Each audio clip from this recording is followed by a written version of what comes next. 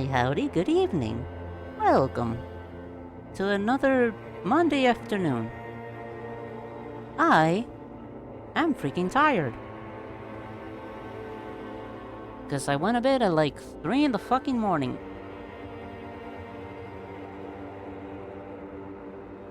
Don't be like me.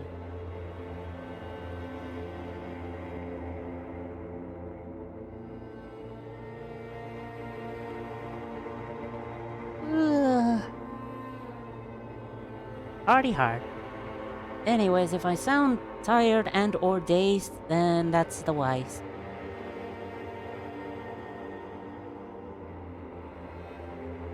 Oh god, closing my eyes for an extended amount of time definitely sounds delightful right now. But no, I persevere. So how are you doing? Obviously not tired, otherwise you would be tired.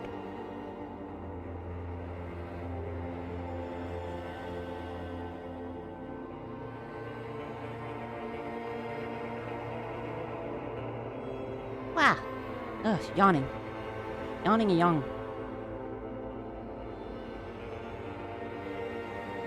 God, what even was the last thing I did on Disco Elysium? You are also tired? Hey, we share the same name. Fantastic.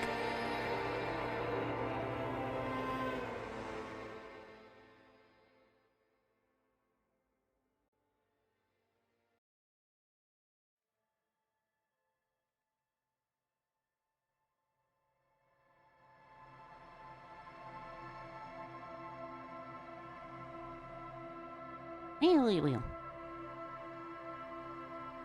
Thinking about powers that would be hard to rate in the PRT rating system. Alright. Give me some examples then. While I try to remember what the fuck was the last time I did on Disco Elysium.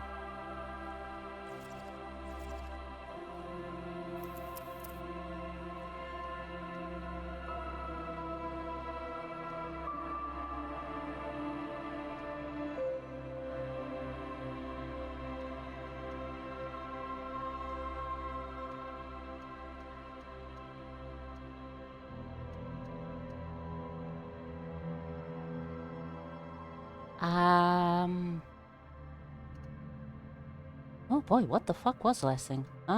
See what happens if I press continue. I really don't remember. Like, I know I got the body down from the freaking tree and everything. We did a thorough examination.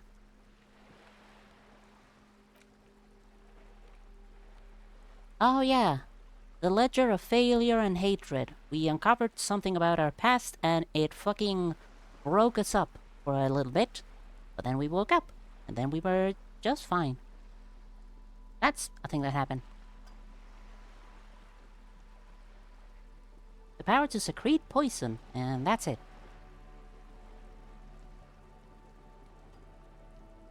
Shoot out poison. Or just sweat it out.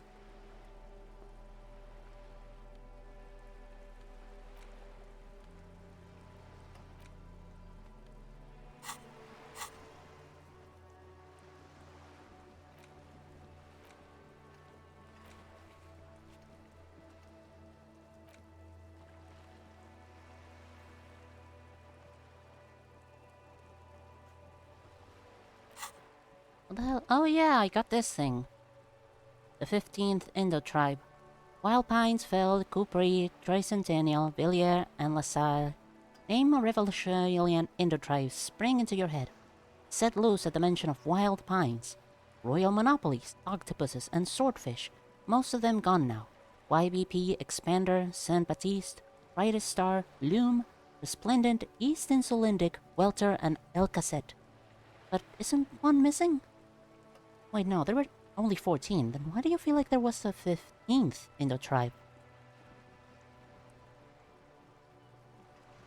Just like sort it out. Remember, neuter exists, so it would probably just be a striker.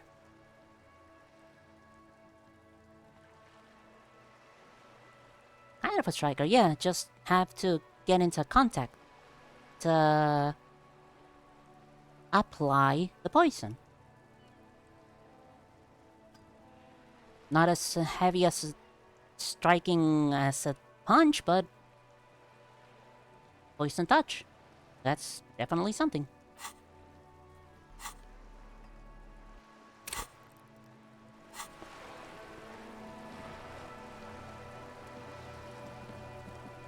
Oh yeah, I still haven't gone to freaking bed. It's like 1:44 in the morning.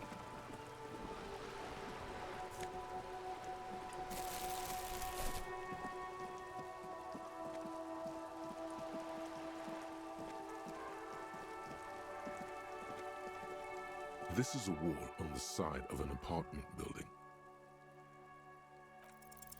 You have no clue. It's just a wall. So many walls all over Martinez, weather-worn, cracked, their paint peeling.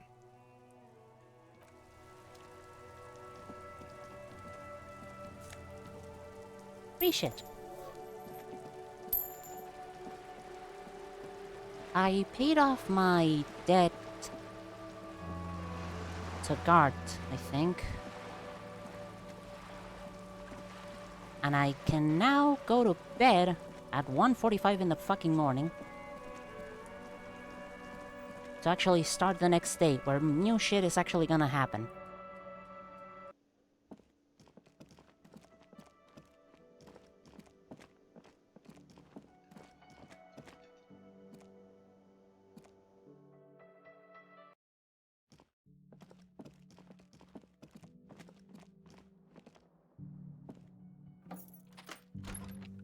Hi, Kim. I should probably close the door.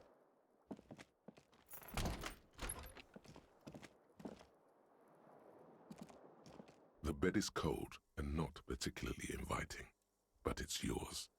The sheets look awful. But you're really The just... sheets feel at once coarse and clammy against your skin. The bed sags beneath your weight as you stretch out and finally close your eyes. We really are just a disaster human being. According to JoJo's stance, since they have some weird abilities. Oh, we're now cross... Initial word was cross-examining. I don't think that's the proper word. Crossing over JoJo and parahumans, then. That's always a fun exercise. And then sleep doesn't come. But I want to sleep. Obviously, you're in bed with your eyes closed, but it's not happening. Why? Maybe it's the bed's fault. Pillow? Its synthetic filling has separated into hard lumps. The pillowcase smells oddly. Smells of alcohol and sweat and grease. The blanket? It barely covers your toes, stretching over your soft belly. This is your body here, intimate and warm, breathing. A bit tense in the muscles. Relax. Under your thrumming eyelids, you see a dizzying array of colors. You won't get off this carousel quite so easily. The power to shrink people.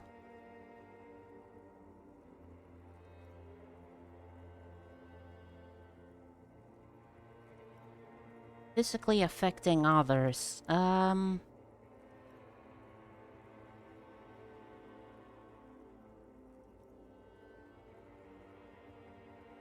Internet having a hiccup. Double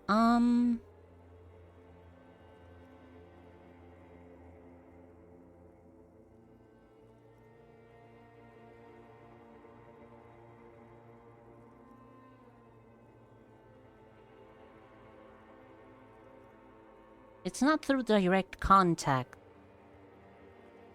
Comes down to how it activates. Yeah. Not through contact, was it? It's a little better. Colors, scenes, and half-formed phrases still litter your mind. Part of you is still trying to solve the case, isn't it? Randomly. Randomly? Dominantly Rand. Also, hi. How are you doing? Something to do with... What was it that the lieutenant said? Union? And it's gone again. Your thoughts lost between the slowing brain waves. No more thoughts. Fall asleep now. Your breathing steadies. A great silence washes over you until your eyelids twitch in your sleep and images start forming.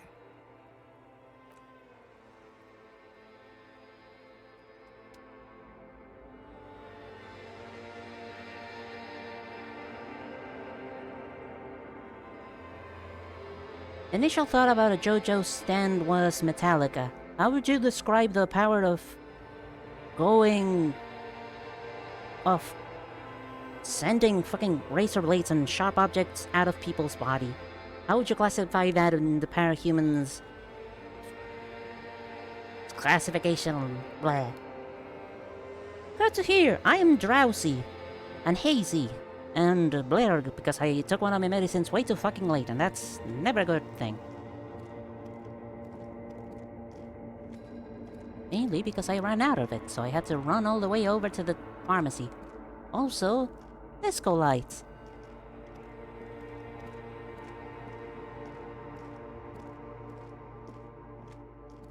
Ah, yeah.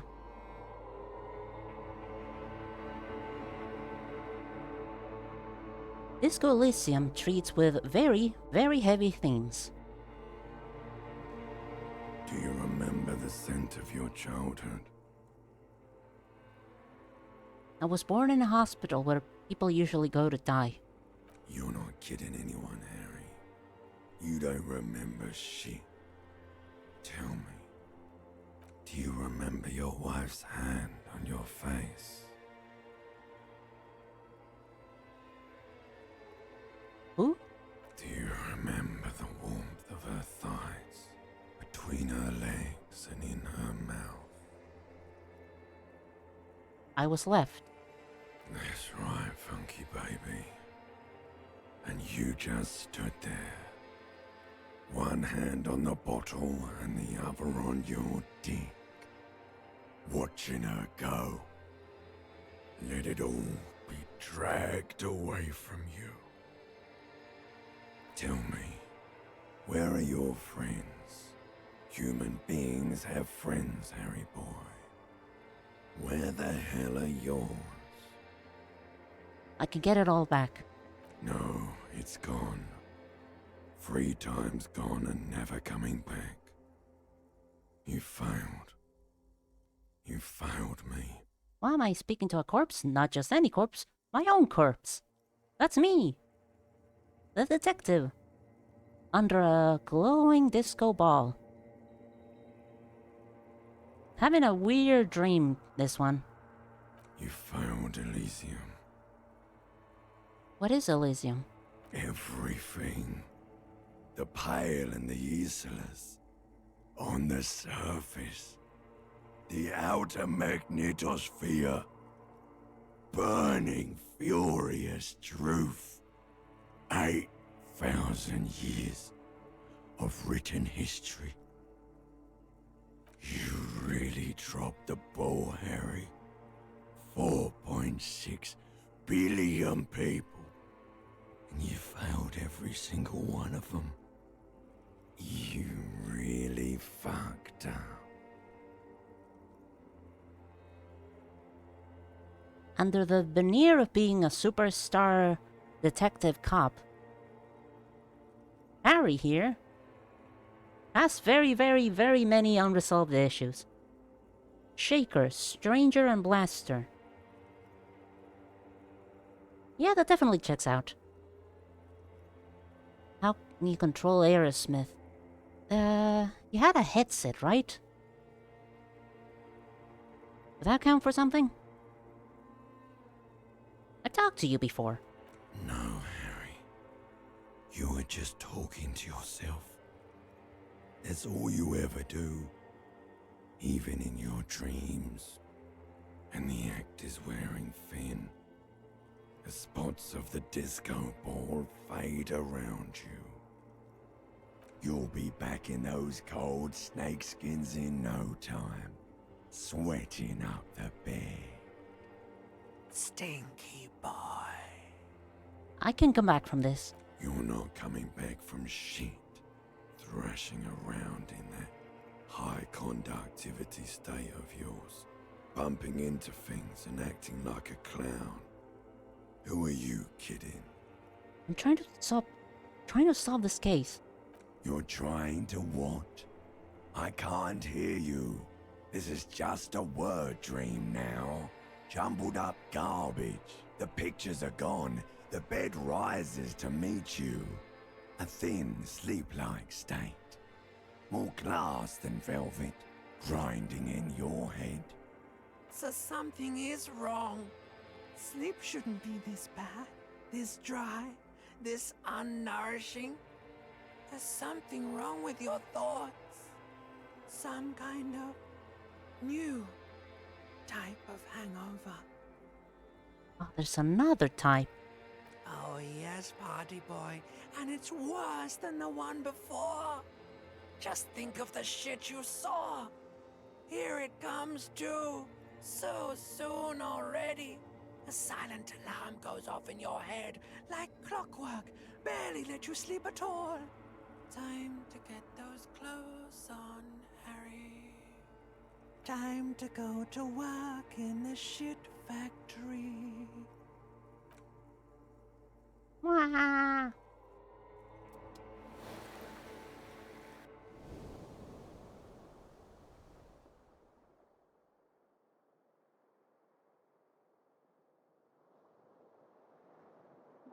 Disaster cop extraordinaire. Good going, buddy. I just had the most beautiful dream. Uplifting, rejuvenating. Really? Because you feel even worse this morning than you did last night. What the hell is going on with me? You mean, why are you so tired? Too tired and down to even think? It is worrying, isn't it? You can't be a detective like this. Detectives need to be able to think. No, that's not it. Really, I feel super good. That's not really true. Your heart has finally pumped all the speed out of your system, Buster. Time to get some more. Don't do that. Stay strong. The hangover will wear off. You don't need to keep doing this to yourself. Wait, what is speed? Speed is a potent central nervous system stimulant. It kept you propped up all day yesterday, despite your debilitating hangover. How else did you think you even got up from this floor? You got up from this floor because of a holy vow you made 16 years ago. With me. To wake up exactly 7:30 every morning until the day you die. Volition really is the true friend here. Volition was like my first choice on the first run ever. Volition wants to keep you alive. Don't be silly. There was no vow. You were high on speed. That was the only reason you got up. You can't detect without it. It's that simple. No, I can take this. I'm not gonna go looking for speed. Are you sure? Ready to live as this pathetic shell of yourself for days? Basically, a week. Let's be honest, 2 weeks. Maybe 3. You won't make it. Half the town will be dead by then. You will be fired. That's a lie. I can do this without the speed. Half the town won't be dead. Suit yourself, slow, sad shell man. See how you do without your spark.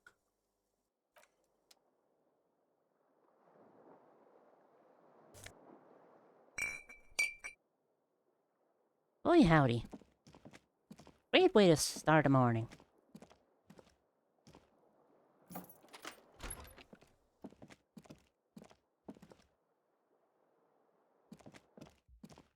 Might just be misremembering since the wiki doesn't mention anything.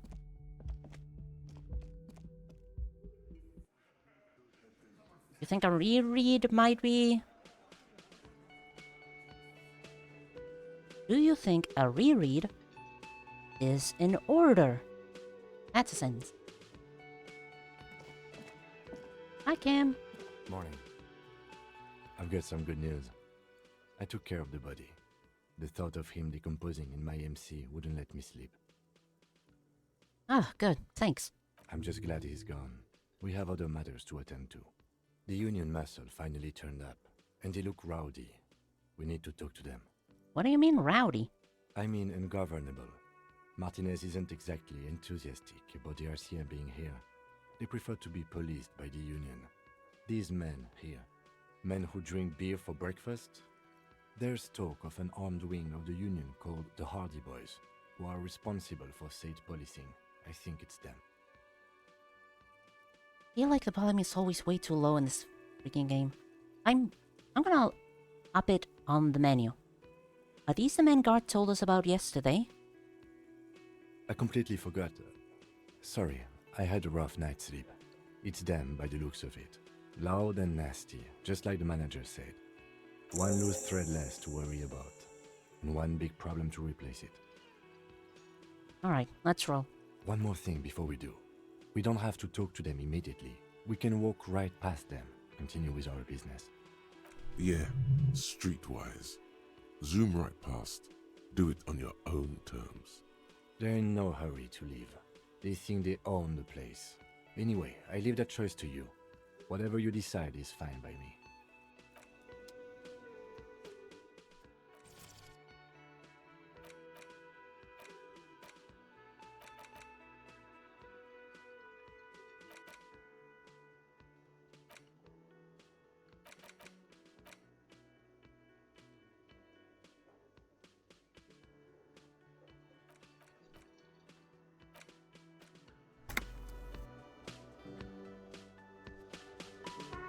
Let's see how I feel about this. Hi, Lena. Oops. Just a moment. The old woman turns back to the cafeteria manager. Trying to think of how the toy fruit second ability be classified. A quick reminder of the toy fruit? She's agitated, judging from the way she keeps pulling at the frayed edge of her blanket. And there's no public phones nearby? The closest phone booth is down the coast. Sorry for the inconvenience, ma'am. The cafeteria manager appears genuinely apologetic. It's fine, I understand. Thank you anyway. Good day, I'm ma'am. glad to see you again, dear. Good day, ma'am. Everything all right? Please don't trouble yourself about me, sweetie. I was just hoping to make a call, but the Whirling's phone line isn't working. The Union office probably has a phone, but I can't really get there. Or to the phone booth down the coast. Oh my god, my internet. Gary's phone is dead too. Why is my internet connection sometimes liable to fucking explode into a million pieces? Why do I think it does?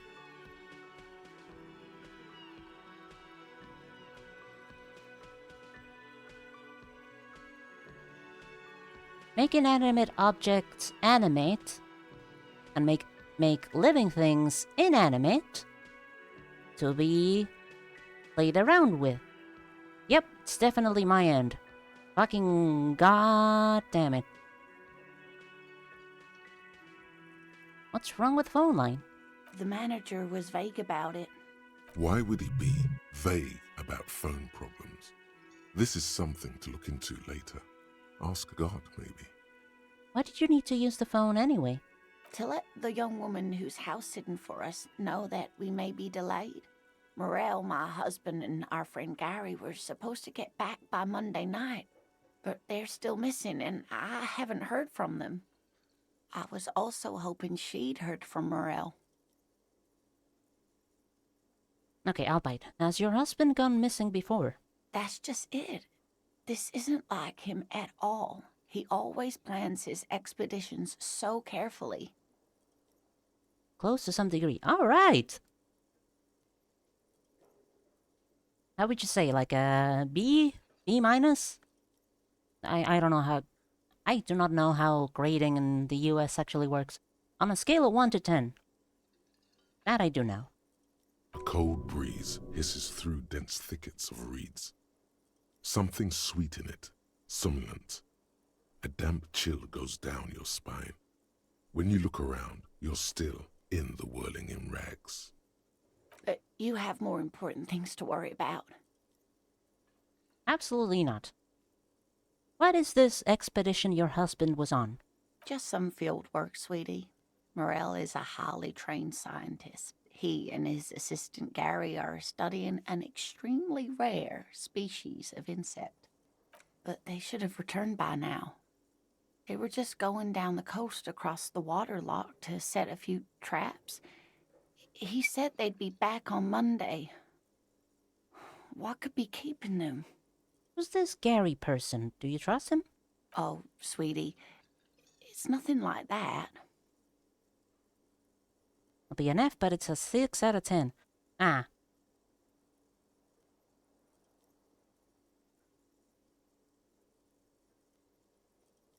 I mean, 6 out of 10 is a passing grade here, so hey, not too bad. Gary's as loyal as they come. I trust him with my husband's life any day. You mentioned traps. Could there be some problem with them? I doubt it, sweetie. The traps aren't big enough for humans to get caught in them. They're for the insect. Anyway, Do it. Find him. This will surely lead to a mystery with that extremely rare insect. This sounds like police business. I'll help you find your husband. Are you sure we have time to go chasing after bug hunters just now? I did suggest we play it cool, but... You know, mentioned this since I was gonna make it. I've already given my word. I'm honor bound to uphold it. if you say so. Yay! oh, thank you, officers. Truly, I'll be right here if you come across any sign of Morel. Well, the water lock on the canal is broken, so your husband is probably just stuck on the other side of the coast. Oh my. What happened to the water lock? Probably just some technical problems. Well, whatever the cause, I'm thankful. To both of you. You've spared me another sleepless night. Yay! You're welcome, ma'am. I hate to ask, but if your investigation takes you to the other side of the coast, please do keep an eye out for my husband. Okie dokie. The Toy fruit is a devil fruit from One Piece that allows the user to turn living beings she touch into toys and control them if she makes a control with them, but she also has a secondary ability to make anyone that was turned into a toy be forgotten completely. No one remembers who it is, not even the user. That is scary. That is very, very scary. The Island of the Forgotten Toys or something? There's something like that. I don't know why, the phrase sounds familiar to me. And if you see him, let him know Lena is waiting for him here at the Whirling. He gets so tangled up in his work that he may not know the water lock's been repaired. And it's cold out there. If I see him, I'll let him know you're here. When or if I get there. Oh, you're such a dear. Thank you, sweetie. And if it's like someone's father, the wife or child will completely forget about them and not really question who the father is. So anything and everything about the person is erased. Even the connection.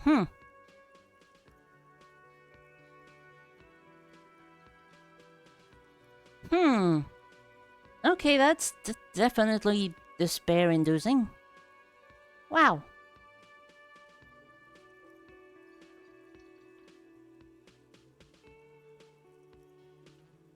Also stop your aging by speeding past that. As in, becoming a toy, I'm guessing, not just being entirely forgotten. Or is it? Which aspect stops the aging? Is your husband some kind of scientist? Oh, yes. A zoologist. A cryptozoologist, to be more precise. It's a pseudoscience that attempts to legitimize research into mythological beasts and urban legends. The lieutenant sounds unimpressed. That's one opinion, yes. And people are entitled to their opinions. She's used to playing off such insults casually. but they still affect her. Oh, My apologies, ma'am. I did not mean to undermine your hobby. still undermining it. It's not a hobby, dear. It's a subfield of zoology, one specializing in animal species that are so exceedingly rare that many assume them to be extinct or even fictitious. Searching for such species called cryptids is difficult and often thankless, and frankly, many scientists are too lazy to do it. Universities these days are rarely interested in supporting real research. Yes, they don't remember anything, even if that person were to do something like, say, their name, or that they were the father. Just consider the toy crazy. I've never seen this toy before. Wait, the toys can talk?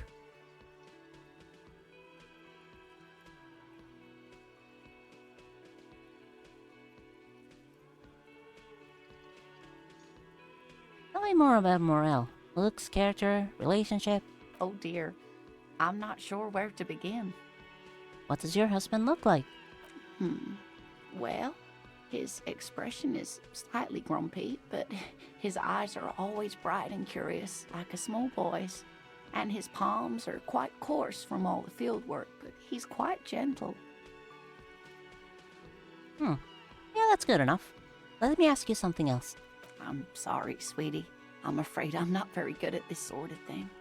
Oh, don't worry, that was a good description. At least for me. The toys can talk, move, work, etc. But they can also be controlled by the toy fruit user. How long have you been married? We'll be celebrating our 16th anniversary this autumn. Not the most numerically satisfying anniversary, but I like the less obvious milestones even more somehow. Cute. How did the two of you meet? Via dating agency, I'm ashamed to say. I was looking to get back into the scene after recovering from my accident, and he'd just divorced. We hit it off, and, well, here we are. She's skipping over some important parts. Perhaps you'll find out more later. Understandable. Don't want to pry. Not really control, just giving contracts to follow commands. Contracts? Like they have a choice in doing them or not? I hope I've been useful. Very sad arc with us seeing relatives like fathers sticking close to their family just so they can be in their lives.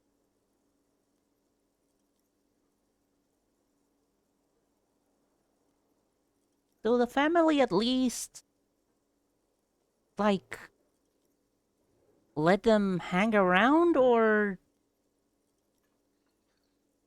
Hi, I'm a talking doll. I can help you with stuff. I am also secretly your father, but I know you're not gonna believe me about that. Something like that? At least something? What about this rare insect? Oh, sweetie, it's fascinating.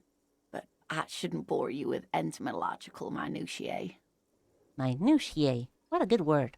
The lieutenant gives you a sideways glance. 5 minutes. 5 minutes of explanations, please.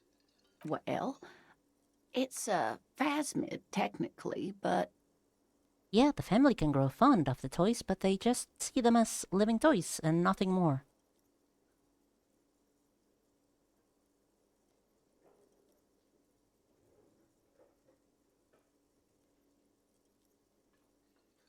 Perhaps they can remarry. Is that an option? Oh, yeah. Here comes the interesting. where other phasmids imitate sticks or leaves, this one's a living reed. It disguises itself among the reeds here on the Insulindian coast. Hence its name, the Insulindian phasmid. Perhaps you'll end up co-discovering the phasmid with us, officers. She looks you in the eye and nods thoughtfully. There's a touch of awe in the way she enunciated the creature's name. It is very awe-inspiring. I knew it. We're gonna be chasing made-up insects with cryptozoologists. Yep. It's not made up, officer. I can assure you. It's simply elusive, so much so that most establishment zoologists doubt it exists at all. What makes you think the phasmid is around here? Well, some teenagers making out in the reeds saw one. They didn't know what it was, of course, but there was a brief article in a local newspaper about their encounter with a ghost insect that looks like the reeds. Gary sent us the clipping. Interesting. Maybe the phasmid made the teenagers make out. Shut up, electrochemistry. I'm gonna be an idiot. Maybe the phasmid made them make out? I doubt it. It's not like teenagers need much encouragement in that regard. So newspaper clipping is all the evidence you have. Of course, most phasmid sightings turn out to be false alarms, but their description matched the Insul Indian phasmid perfectly, and they didn't even know what they were looking at. Enthusiasm has wiped the worry from her face. Her eyes sparkle behind her glasses. I'm really excited about this cryptid. I suppose I have something of a personal connection to the Insul Indian phasmid. All scientists have their little hobby horses. Have any of the toys found or find any consolation? Or are they all doomed to have a tragic existence for the rest of their lives? Is the incident phasmid dangerous? Not at all. Why else would it hide itself so carefully?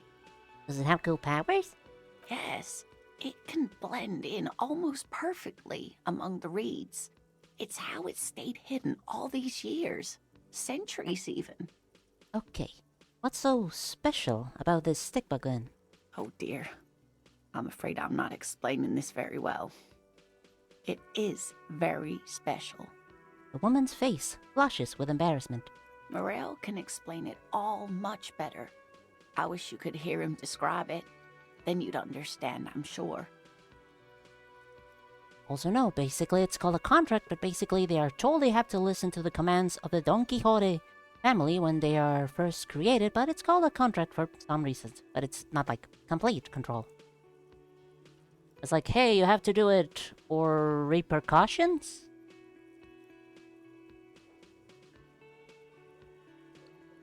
Or just like incessantly getting bothered to do it, do it, do it, do it, do it, do it, do it, do it.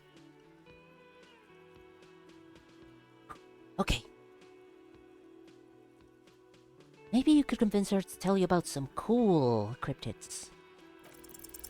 You're an enthusiastic idiot, but you're still an idiot. Damn it. I want to know everything about cryptids. Living cryptids, extinct cryptids, marine cryptids, land cryptids. Bring it on! We don't have time for Cryptozoology 101.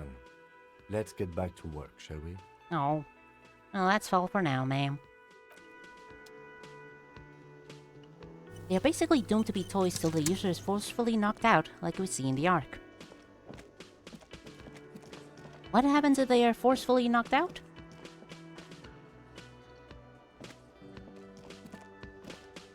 Let's leave them alone for a little bit. Gotta explore some more things.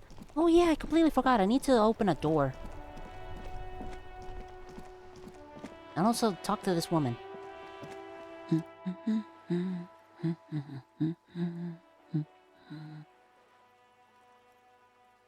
see a sturdy woman humming to herself. She seems to be browsing books. A good one? Yes? Hello? She nods, her attention fully focused on reading. Who are you? Me? No one. I'm just a working class woman. She doesn't really want to be disturbed that much. What are you doing? Looking for something to read. Good, good. It is. I'm a policeman. I know you are. Do you need the help of a policeman? What with? She tries hard to focus on the book stand. What with? A lot of things. For example, people tend to go missing. Help her by carrying things? Maybe she needs a weightlifter.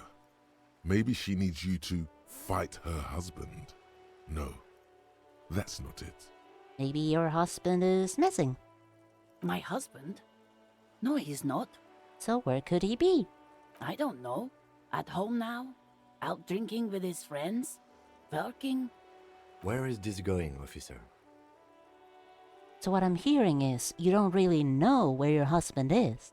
Yes, but I don't really need to know where my husband is. Not all the time. Wouldn't you like to? No. He looks you straight in the eye. Her right foot is tapping nervously. I can totally help you find your missing husband. Why are we still talking about this? I haven't lost my husband. Kids are always going missing. Weak, pathetic kids. Always getting themselves killed. Maybe your cockatoo is missing. Oh, when the user is forcibly knocked out, the toys become human again and everyone remembers. Oh, so there is a way to fix the problem. Awesome! Since the user was forever a child, she is fairly easy to knock out. Punch a kid! Oh, that's silly. Punch a kid and then... Oh, how old are their parents? Are her parents still alive? Oh, that is still tragic. I don't mean to disrespect, sir, but you are being a bit of a cockatoo here. For what it's worth, I agree. But cockatoos can't be stopped when they get ladies. It's better to indulge him at this point. What do you mean I'm being a cockatoo? Nothing. Go read up on them if you're so interested. There's a great book in the bookstore. Maybe you should. What if the cockatoo is your astral captain? Or your heraldic bird? Actually, that's exactly what I'm going to do. Thanks for the tip. Wonderful. The store is open. That's all for the moment. I'll let you read. The woman before you nods and returns to her reading. I'm gonna learn about birds. You mean the parents or the user? You know, that's actually a good question. Why not both? What I meant is the kid. You said she was transformed forever ago.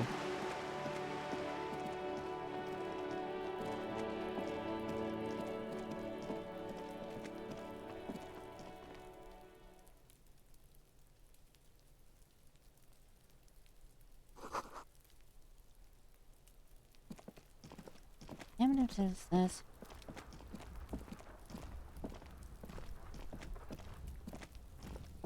I meant, like, if she was transformed forever ago, how long was that? And are her parents still alive? The parents would remember her, right? They would remember her. But are they still alive to actually do so, or are they This dead? must be it. The basement door is weather-worn. The copper nails holding the upholstery in place have turned green from sea air, and there's a knocker shaped like a lion's head. The royal lion, Guillaume's kitten. This knocker will last a lifetime and then some. Press your ear against the door. The leather upholstery is worn and rough against your jaw. You don't hear any movement. In fact, it's oddly silent in the yard around you. No birds chirp. Use Manana's key to unlock the door. You try to be as silent as you can. It takes a bit of rattling of the handle to loosen the bolt. Finally, the door unlocks with a small clack. Thoughts race through your head. Good job. Let's go now. I'm sure there's nothing interesting in there.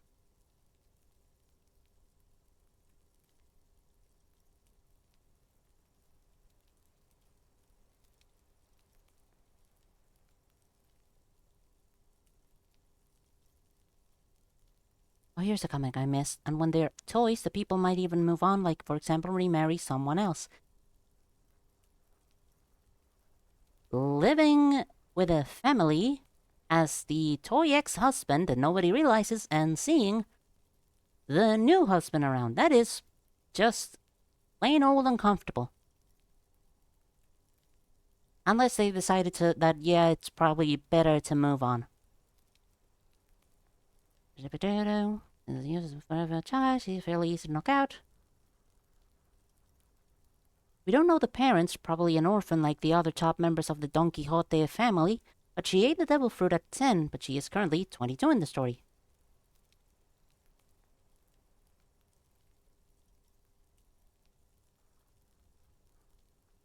A bot named Wealthy Account. Bonk.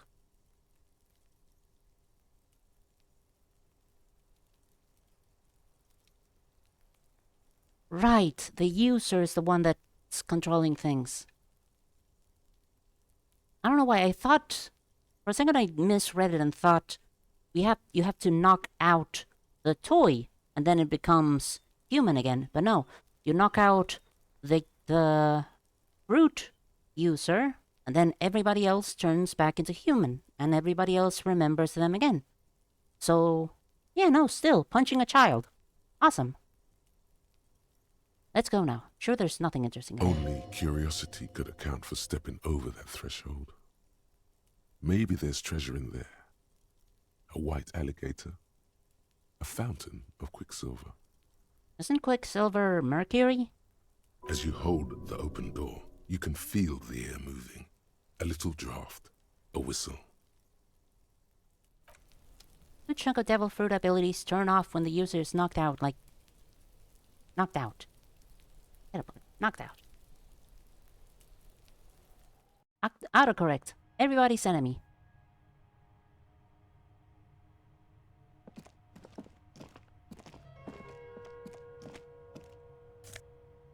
Hey, free drugs. Small suitcase full of clothes. Guests are staying over. Book titled The Hidden World of Walking Sticks lies open. You can almost feel the warmth of the red sun on the flag. Whoever lives here admires fair-haired fantasy heroes with big muscles. Ooh! An actually clean shirt. A row of mugs sits on the shelf. Each one depicts a human figure. A dark-skinned woman grinning amidst mysterious symbols. A broad-shouldered man shoveling potatoes, and others. Tap on the bunks. A little ring. Though cheerful, the images on the ceramic make you vaguely uncomfortable. Some don't, but it changes from devil fruit to devil fruit.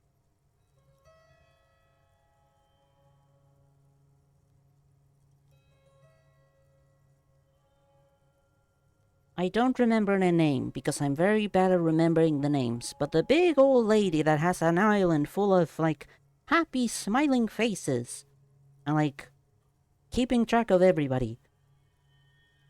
What would happen if she got knocked out? And if the answer is nothing, then what would happen if something did happen? Anyway, the devil fruit power also works on other living creatures other than the humans.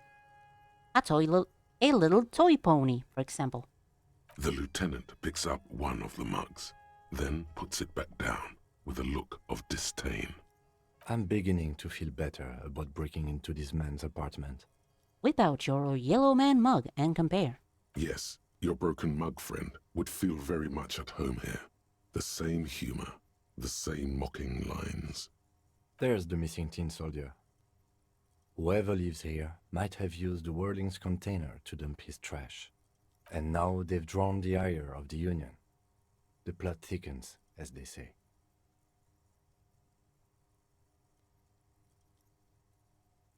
Nothing, the homies have their own personalities and life.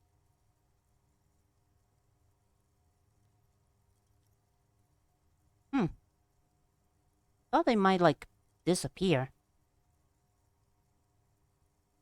But if it is just creating life, a new life, then yeah, I guess... alright.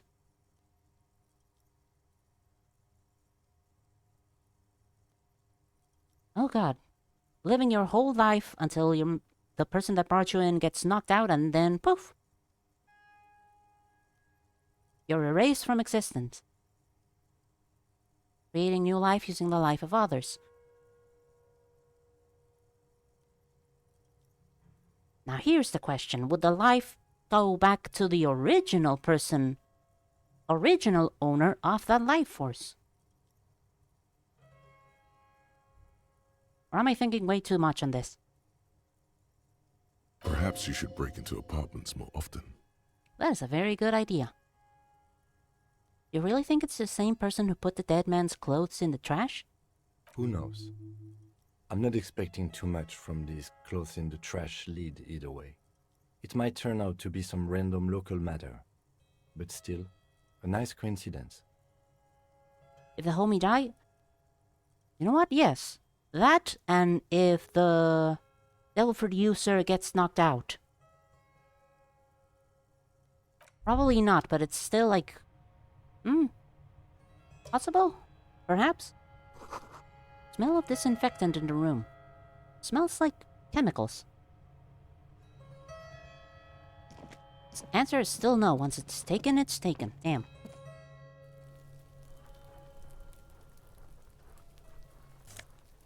A beanie. Alright.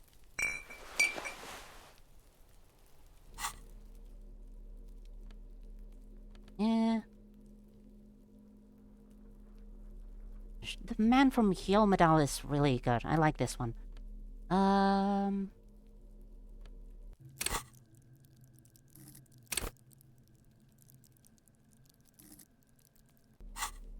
My persuasion is already fucking garbage.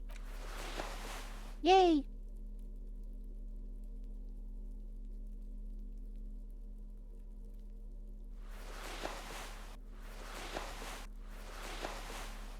Much better. How's my thought cabinet going? Ugh, that one takes a bunch.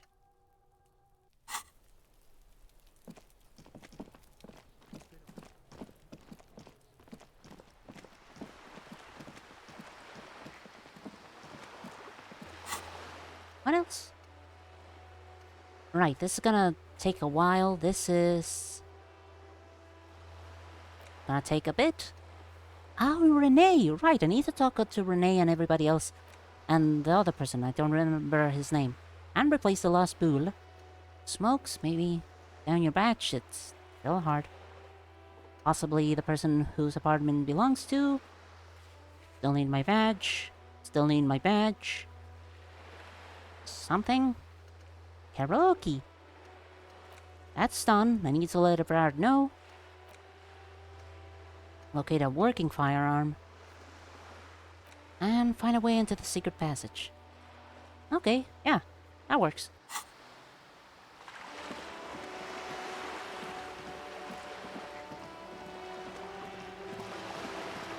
Seen the user knocked out a few times and they don't disappear.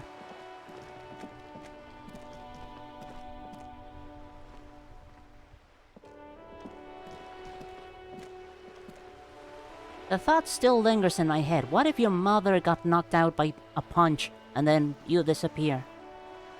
That's horrifying. We're still waiting for a replacement for the bull you sent sinking. I found you guys a new bull. What is this? Are you mocking us? This isn't for pétanque. Now, no need to get angry again, René. I'm sure the officer tried his best. It's not like there's a bull kiosk here in Martinez. It's not gonna be an alternative. I suggest taking it. That's how it is, huh? Fine. I guess you did attempt to right your hooliganism. Consider it forgiven. Hooray! That could put a new meaning to Hitman. Yeah, it definitely is.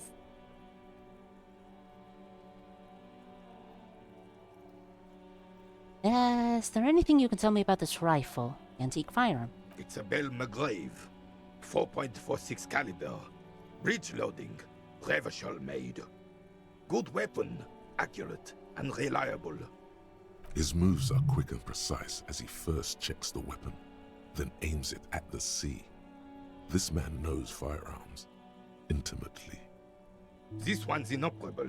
The bolt spring is missing and the mechanism is jammed shut. Still a beauty. Where did you find her? In the basement there, point at the bookshop. I'm not surprised. There are probably lots of forgotten wartime weapons lying around here. Back in the day, everyone had something stashed away.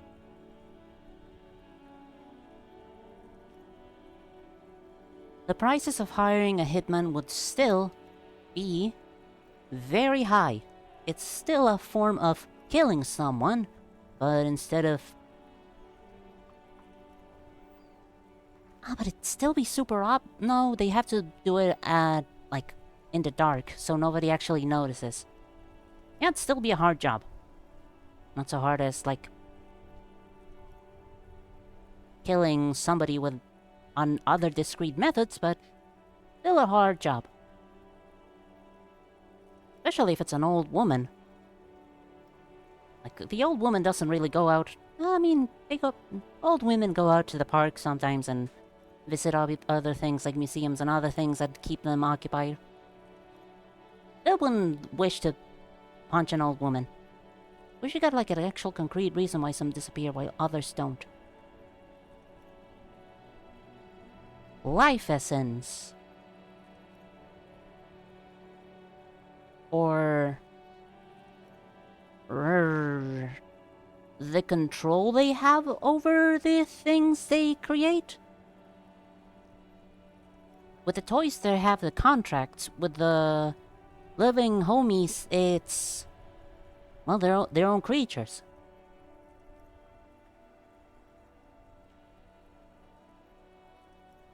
Maybe something between that.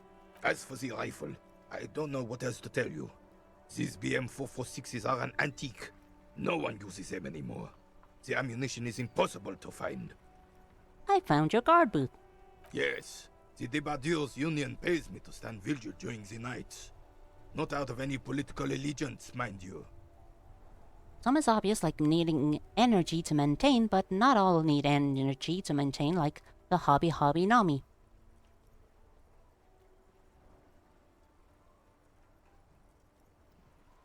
Also, why does autocorrect transform energy to Engary?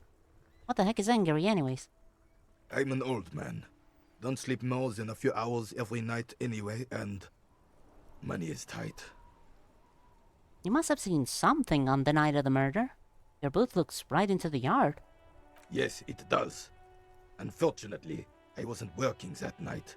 Been on a 2-week leave since last Monday. Hold on, why were you on a leave? It's a private matter. Nothing to do with your investigation.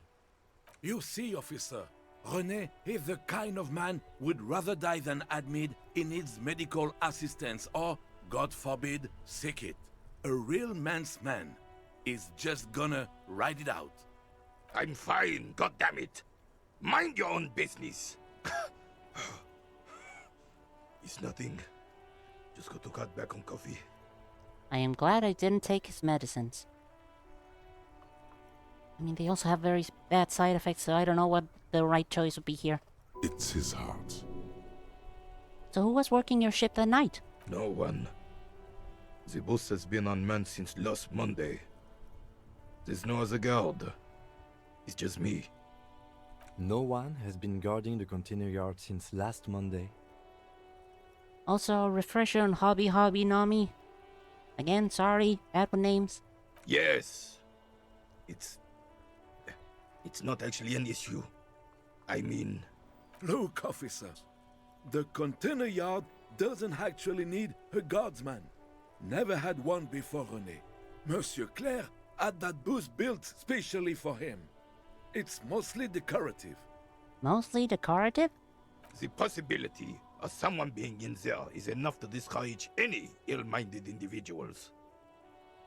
Oh, Toy Fruit. Hobby Nami is the translation, I suppose. Or used to the Japanese name from some devil fruits. Hobby Nami makes me think of, like, hobby horses. The ones that rock forward and backwards. Evrard created this job for René because he knows the Royal Carabiners pension of honor and PTSD isn't something a man can live off. A decorated kingsman collecting dirt reflects bad on the whole neighborhood. His words.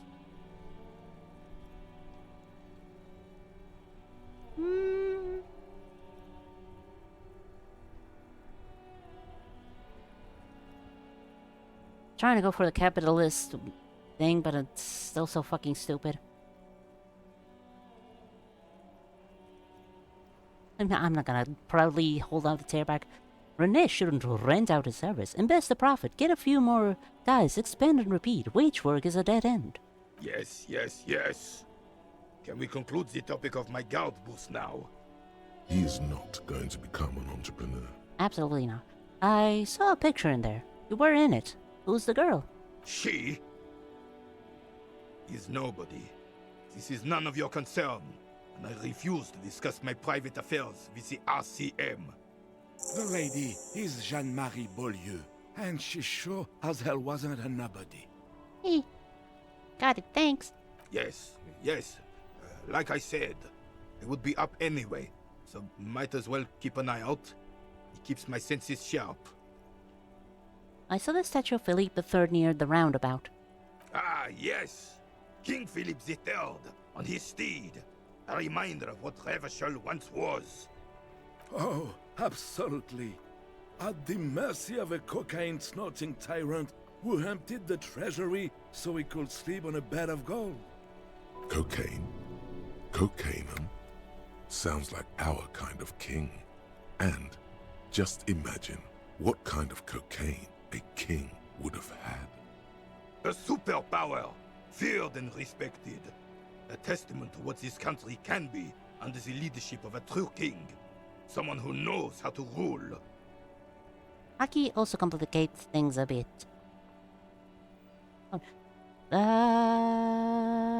Reminder on hockey. I'm going to assume it's not hacky sticks or hacky sacks. What was that about cocaine? Right. Sorry. Ah, yeah. Oh, Cocaine. A superpower. oh, old Philip was a big fan of the purple nose candy the nobility loved so much. A cocaine connoisseur of sorts. His egocentricity is borderline legendary. Wait, purple nose candy? Isn't it white? You can't even take responsibility for yourself. How could you fathom the responsibility weighing on the shoulders of a ruler? The other power system in one piece everyone can have. Right, one of them being like...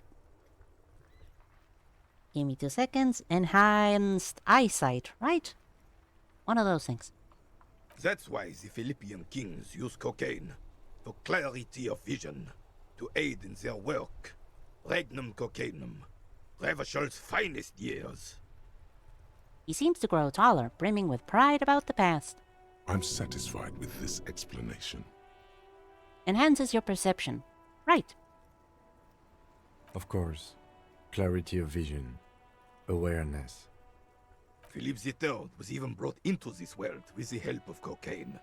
The court made him administer the dose to his mother when she was in labor, and it is well known that with the help of cocaine, only the purest, of course, he was able to connect with higher realms. Higher realms. Of course, it all makes sense.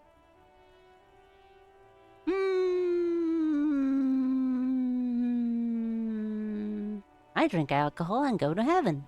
Please, officer, don't encourage him. Do spare us the cocaine fairy tales. The RCM isn't interested in them. Specifically talking about armament hockey, though since one of its abilities allow people to neutralize the effect, or just cancel it out, if it's much stronger than the hockey of the opponent. Let's keep things fair, at a same level of ability. If you can't convince the other to fight somebody of their own size, you pull them back down to your size.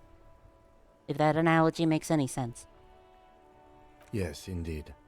We're not here to investigate the drug trade of centuries past. How should a true king rule? Decisively. without fear of offending the sensibilities of the frail and weak-minded among his subjects. This is something the insurgents never understood. I mean, seems to me a leader should take care of his people before himself. A nation is only as strong as its leader. That's why it was such madness to try to... Don't get started on that again. What happened, happened. There's some weariness in his voice now. He's heard this rant many times before. The Carabiner doesn't reply, but his entire being communicates unbreakable resolve. No one and nothing can change this man's mind. He is as rigid as they come, still in that antique uniform. It's a symbol for him.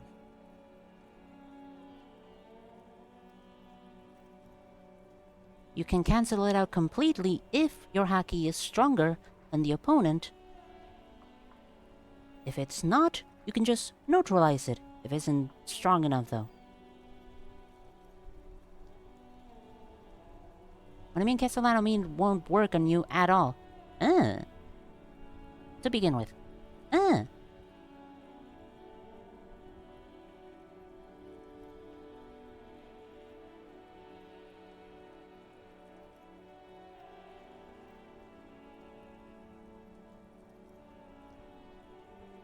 Alright, I think I get it.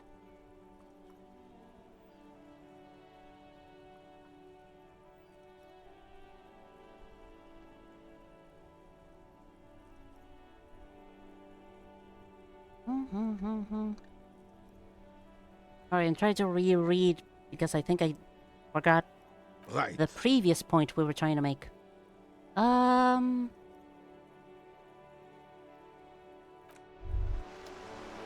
Wow, you work hard. I do? Oh, yes. You hustle. You're a provider. It's tough out there, but you keep it real and provide. I guess I do, yeah. Oh, yeah.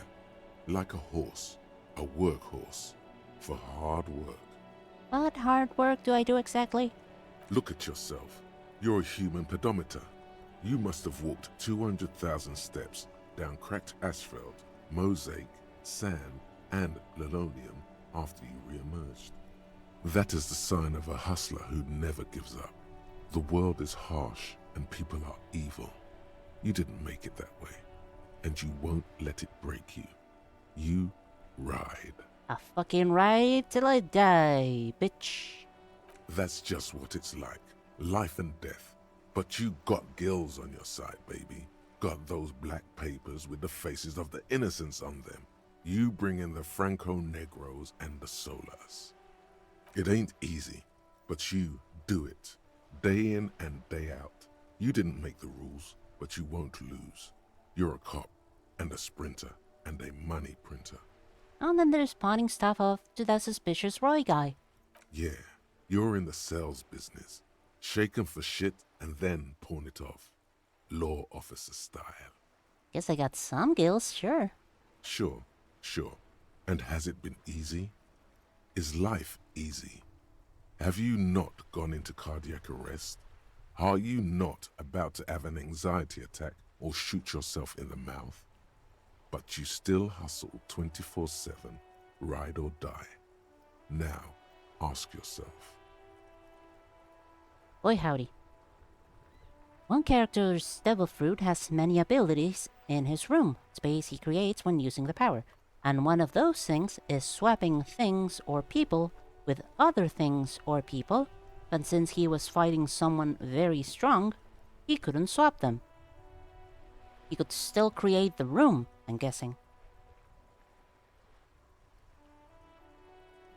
Are you rich? Nah, I'm not rich. That's right. You work harder than anyone. You almost rode yourself to the grave, and you're still practically a hobo. Why is that? Because the guard guy riding my ass? The guardsman has set himself up one of those self-replicating money structures. You should learn from it. Don't play the victim. Think hustler. Think with your head. System's broken. Boo-hoo. The system is broken. The establishment is keeping me down. That's not the fuck yeah attitude you're used to. What is this? Why are you so poor? Fucking taxes, man. That's right. 100%. Fucking G-Man's got his jam-covered sticky fingers in your pocket, stealing from you every time you buy, sell, walk, talk, fart, so much as sneeze. Could create a room and use it on other people, but not them. Them being the people that are stronger. Every time you wipe your ass, they got their direct and their indirect modes of taxation. Sales tax, excise duty, extraction tax, alimony, one tax that doesn't even have a name. Plus there's the stuff people in other countries pay for. That makes them ask for more money from you.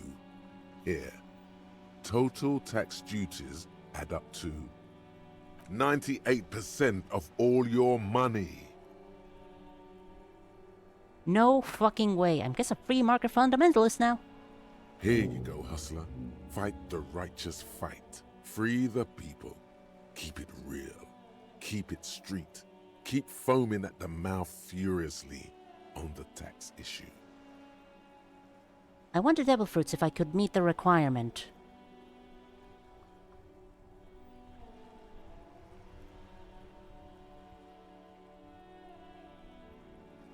The requirement of getting a devil fruit? Isn't that just finding and then eating? Eating? Pronunciation?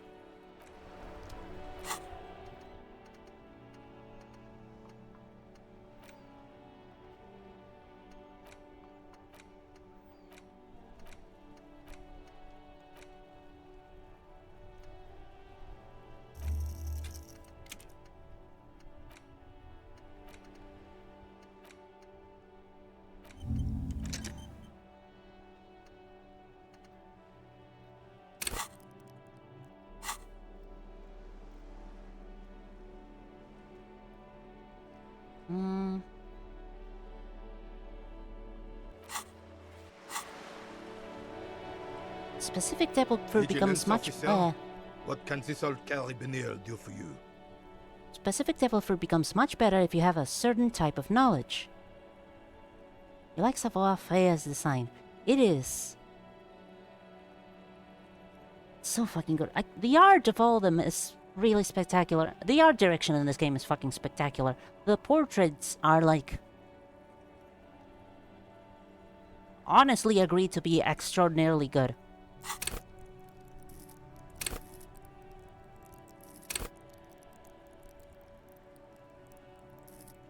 So fucking good.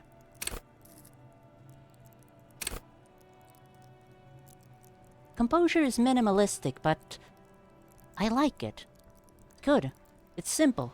Keep your composure going.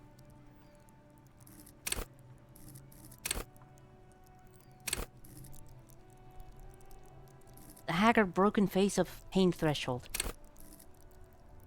The weird tingling in your spine from drugs and alcohol and all the good shit into your brain.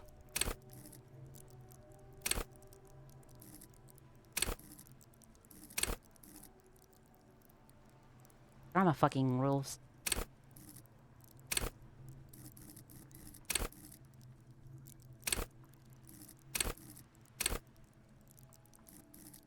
The face looks kinda goofy.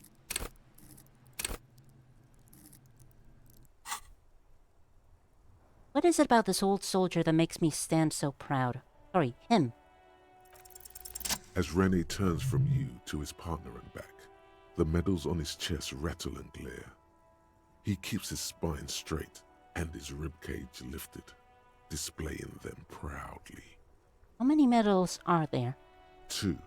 The larger one is shaped like a cross, while the smaller medal resembles the sun. Look at the cross. A crowned head in front of 2 crossed rifles. The medal hangs from a blue striped triangle. Devil fruit is the Op-Op-Nomi, short for operation, and it works best if you have medical knowledge. I mean, understandable if it's operation in the sense of medical operation. Unless you're somehow talking about mathematical operations? A small blue star inside an orange sun. It has the word Valiance written below. The medals. Did you get them for... For bravery. for bravery? For doing my duty in the heat of battle. For looking my mortality in the eye. When men like Gaston here hid in the bushes and shot themselves. He saved some muddy princeling who foolishly strolled into the front line in his gown of velvet and gold. Save a princeling? It was on the first months of the revolution here in Revachol. Unrest was spreading like wildfire. Marauders had taken most of the Couronne and were getting really ambitious. King Frisel thought he could end it all in one decisive strike. Sent his cousin, Drisson, to put an end to the unrest. Alas, the young Drisson was all piss and no vinegar, wearing a tunic of purple velvet and cockatiel feathers to battle. Even his rifle was gold-plated, shone from 5 clicks away. Can you imagine the asininity? He really despises that Drissant fellow. Purple velvet tunic. That isn't exactly camo. To keep the long and bloody story short, Drisson marched us against the partisans in Couronne. And when I say marched, I mean made us walk into captured enemy territory, single file, like toy soldiers, while he rode in front on his giant red stallion. You wouldn't think it relates much to darker stuff when you first see it. Elaborate. The rebels were smart. They let us come real close before opening fire. Suffice to say, it was carnage. Must have been a bloodbath. I got shot in the left shoulder and went down. Just a flesh wound. But just as I turned over, the prince fell into the mud next to me. He was missing his lower jaw. Then his horse, driven mad by the noise and smell of gunpowder, stepped on my leg and shattered my knee. You would rather just show. That also works. It's painful to even think about. Hang on to the story. Veterans get sentimental after such retellings. This might yield something useful. Okay, then what did you do? I grabbed my sidearm and shot the beast in the head. Then everything went black. Capitaine Arnoux, le fléau des chevaux. When I came to, it was all over. It was just me and Jolles Tresson, gurgling in the blood-soaked mud right next to me. The Dink had taken numerous flesh wounds and lost a lot of blood. But despite missing his jaw, he seemed hesitant to die. Tougher than he looked, that one.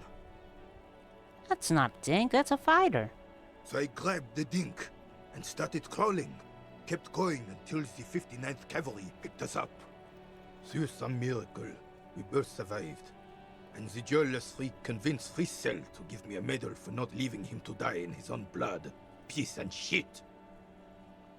René here really likes talking about other people pissing and shitting themselves in fear. He was the commanding officer and I was on duty. Just doing my job. Shouldn't hand out medals for that.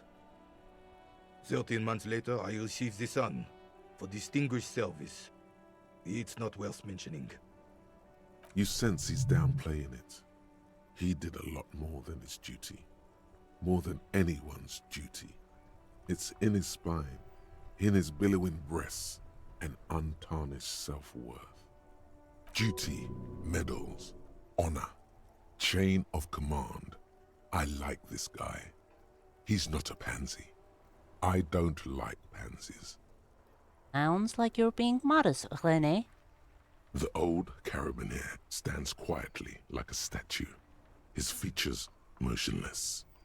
What Monseigneur Modesty is not telling you is that he crawled over 7 kilometers before the cavalrymen found him and Drisant. 2 days later that was. And that even while crawling with a mangled half-dead prince on his back, he still managed to murder 3 rebels on his way. Is that pride in his voice? It's deep down, but maybe even unbeknownst to the man himself, it's there.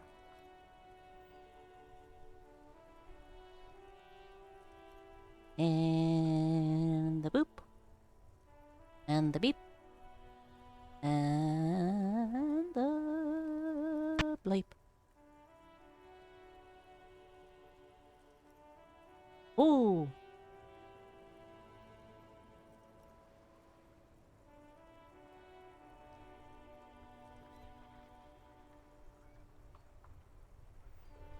Chopped head. Absolutely just chopped head.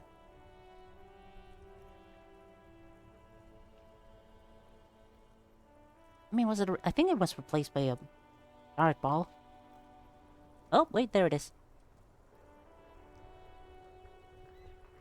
Body's burning. Feel it?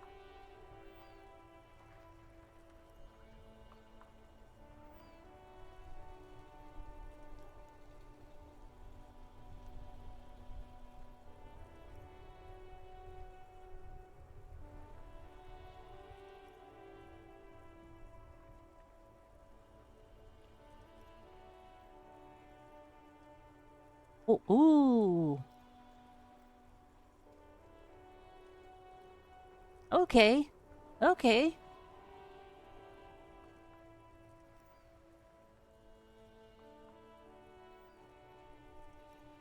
Wow, wow, wow, wow, wow.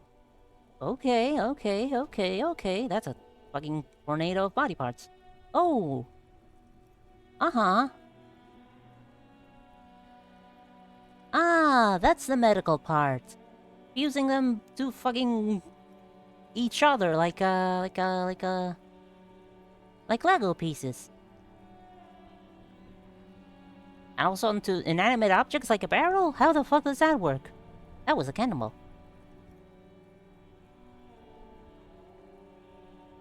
Wow.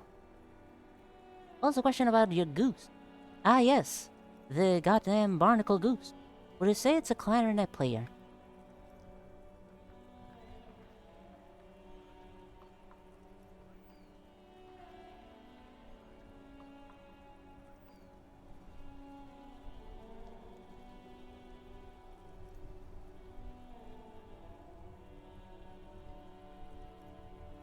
A black-collared clarinet? Yes. It would definitely go well with the feathering on the neck. Geese are beautiful, aren't they?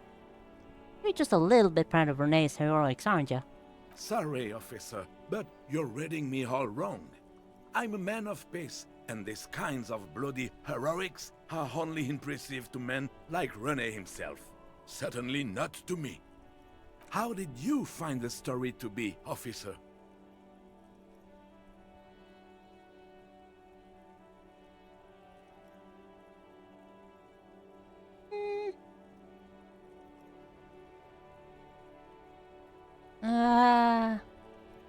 I don't like either of these options. Doesn't seem like a good moment to express an opinion. I don't want to risk it. Bon Dieu. You and Gaston must be related. His blood runs yellow too. Maybe, but also bear in mind, officer.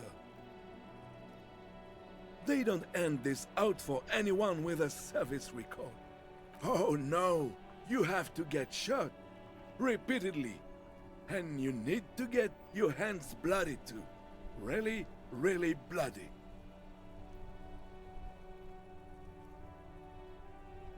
Oh, so he just threw a cannonball and decapitated. Wow, that is... bonked in the head with a freaking cannonball. That is... outstanding. The medical aspect is very weird. How do you connect those body parts and elements and stuff? How do they keep them alive if they're attached to the barrel? I mean, the same way the head itself is still alive if it's just a head. Do not speak of what you know nothing about, Poltroon. Duty is something you will never understand. Thank you for the story, Rene. Bah!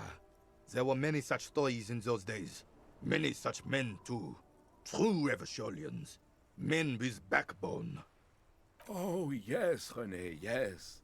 Men were bigger, girls were prettier, and everyone wore the fascia. Lord, please, bring those days back, if you can. I'm not getting into this with you again. Officer, was there anything else? Let's... Oh, yeah, fuck it. 3% chance. Let's go. Unfortunately, there doesn't seem to be anything worth mentioning among your achievements. You should resort to good old lying.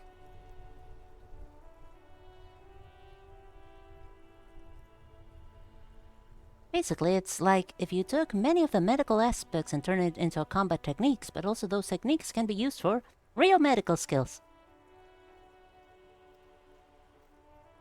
Like separating a broken leg, maybe? Trying to fix it? Somehow? Dislocated jaw, dislocated shoulders. Severed and then reattached. Also, all the techniques are related to medical stuff.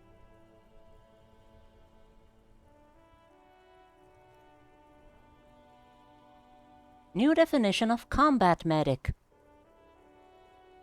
I had a dog, Fifi, took her fishing late one autumn, but the boat rocked and she fell in, so I jumped after. The carabiner stares at you with a frown. Doesn't look like he's buying it. The boat capsized and sank. Fifi was already tired. She was almost 11. I took her on my back and started swimming. Please stop. Took us nearly 7 hours. Fifi died in my arms when the water is only knee deep. She was a good dog. Son, I don't know why you're feeding me this horse shit, but I'm not biting. Can we get back to our game now? Yeah, okay. Worth a shot. See him do a bit later, cutting someone in half, removing something from their stomach and putting them back together without injury. Maybe a sea monster does this to the plaza.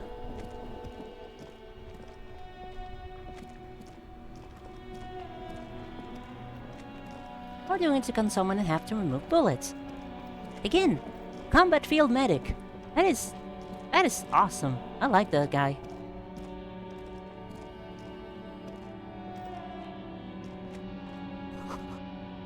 This says, good gift from the people of Messina. There's a pile of cheap sunglasses in a small box. A variety of shapes and colors. You like sunglasses, officer? I've got the latest styles right here. Try the shades on. Abort. These are hideous. What's more, they don't even fit your face. You can feel them pinching your nose and chafing against your brow. Damn, officer! You look like a mega secret spy. Very secret. They're practically made for you. I'll let you have them for 2 real and 50 cents. The swap ability is what I told you about before, but he could do stuff like swap things to his hand without asking.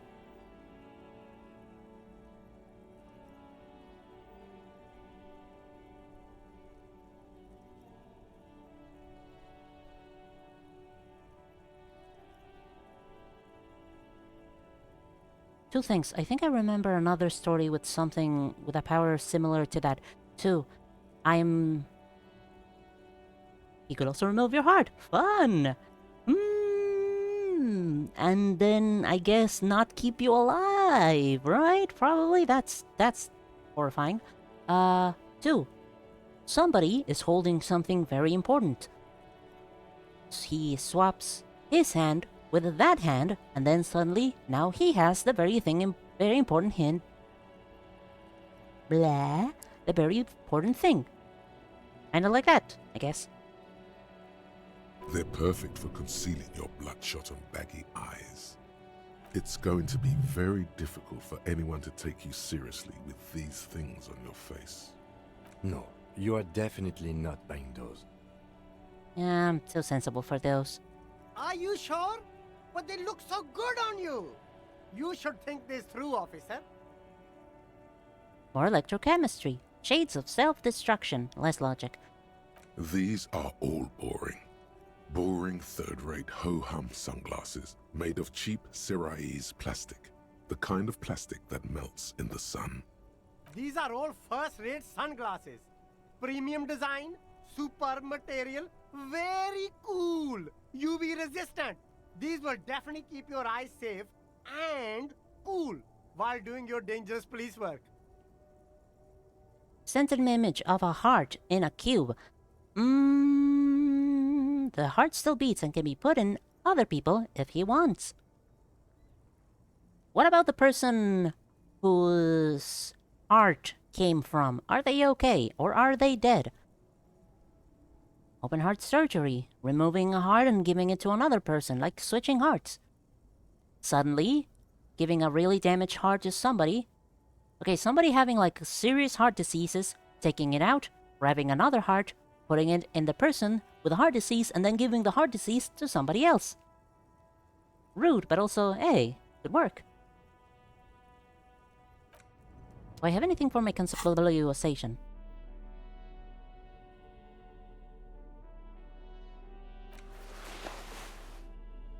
I have one thing for my conceptualization. The shine on these sunglasses lasts a lifetime, officer. Oh shit. Alright. Wow. Okay, 17% chance, maybe. No, it doesn't work like that. The heart still acts like if it was still in their chest, even if it's put into somebody else's.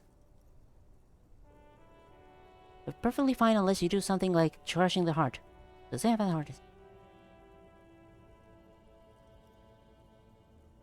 Remove the heart disease heart from person A and put it in person B. Take person B's heart and put it on person A. Person A still feels the heart disease? Question mark?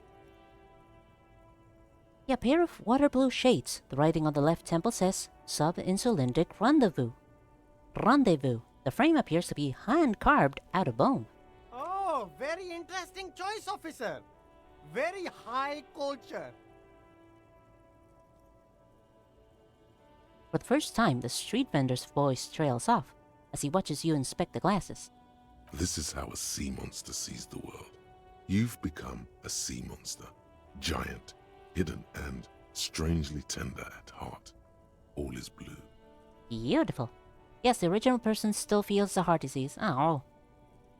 Well, I guess the only way of ridding that person of their heart disease is to open up the heart and, I don't know, do something. Also, you usually can probably just cure the heart disease. That's what I was thinking. How, though?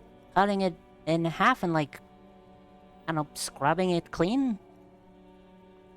Something like that, probably. Alright, but these actually make your vision worse.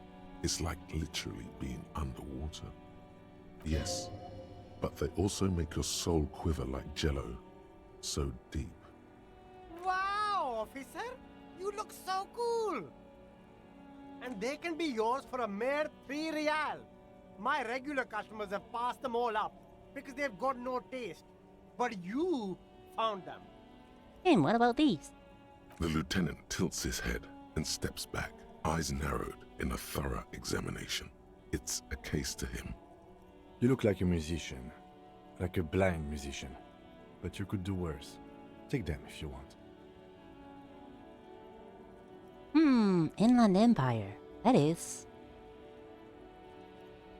You know what? Yeah, I like these. They're cute. A man who knows his style. Much respect.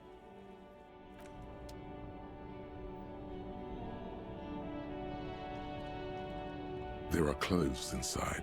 Cheap second-hand clothes, smelling of strangers' body odors. Taking out somebody's liver and scrubbing it clean from fatty liver disease. That could work. I would like that. Don't be shy.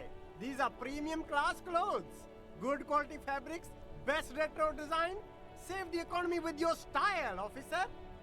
You find your hands deep in tattered and faded garments made from weird polyester blends that make your body itch and sweat in all the wrong places. Nah, besides the fact that the user is a very skilled doctor, it just seems to drastically advance the capabilities of your surgical abilities.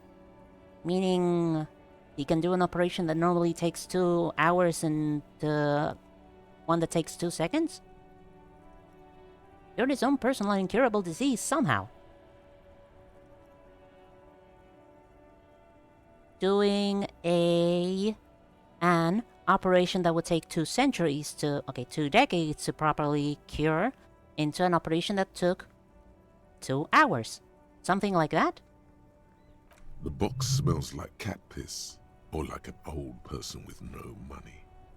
Economical, but also trendy. Look first-hand, buy second-hand. Keep the economy moving. Find something worth salvaging from the pile of rags. Something cold grazes your hand. Synthetic and sleek. A windbreaker. Surf, it says, but also wind, summer, 100% waterproof, and sport. All in different typefaces. Sounds cool as hell. This jacket is the apex of human evolution. The moment at which man became weatherproof. Practical, and yet it may deaden your senses to the world around you. Possibly because of the awful typeface. Good choice, officer. Mega sporty. And it's only $4.50 for you, sir.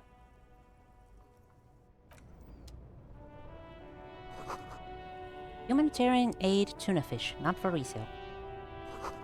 Speakers from the people of Samara. You see 2 lowly, defeated speakers, thralls, slaves basically, perched atop them like conquerors surveying the land. A pair of found, durable wear sneakers, ultra series. I can see you with taste for luxury, officer. Can't keep your eyes off those sneakers? These once respectable speakers have been conquered, reduced to a mere prop by the indomitable found ultras atop them. A small heat emboss on the veneer reads, Solidarity Aid from the People's Republic of Samara. The speakers themselves don't seem to display any magical qualities. Nah, it can speed up things, but he can just do things normal doctors can't do, like cutting the body completely into parts without causing bleeding, pain, or anything, inject things directly, etc. Getting in deeper into the body, much more deeper than a normal doctor can. Either physically or ethically. No, don't look at the speakers, officer. Look at the sneakers. The sneakers are the stars here. What about the speakers, though? Doesn't anyone want those speakers? These, officer? These speakers are Samaran garbage. I'm ashamed to even use them for props. Don't waste your time on them. Can't I just buy the sad conquered Samaran speakers? No way, officer. These aren't for sale. They're bad speakers. Low-fi socialist junk. But I need some speakers. Well, if you want them... But see, they are the pedestal for my sneakers. If I let go of the speakers, where will the sneakers go? I can't leave premium lifestyle sneakers on the ground. If, on the other hand, you wanted to buy the sneakers too, I could maybe throw in the speakers for little extra. 50 cents? A pair of found ultras. The design is impossibly sleek and simple. A futuristic silhouette with a sleek monochrome colorway, a jet black upper, and a silver-lined midsole. Cut up different parts of your body and bring them up to eye level to actually properly examine. Like without without the problem of pain or blood loss. Yes, this heart is definitely seeing a little bit of problems in the major artery. I wonder if I could fix it somehow. Instead of the constant sweat and needing of at least 3 nurses for an open heart surgery. Just casually stunning the body. Those sneakers, mister. Those sneakers are the latest found sneakers. Super air, super fine, super cool. Only 50 real. God damn, that's expensive.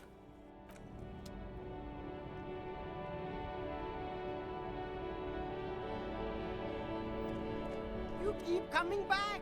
You find the box. Economical, but also trendy.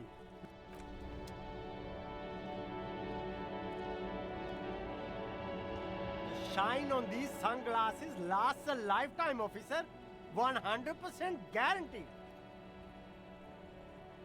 These are These are all first rate. Looked it up and the novel goes into it. The continuity is questionable. Isn't that always the fun kind of question? Fucking inconsistencies.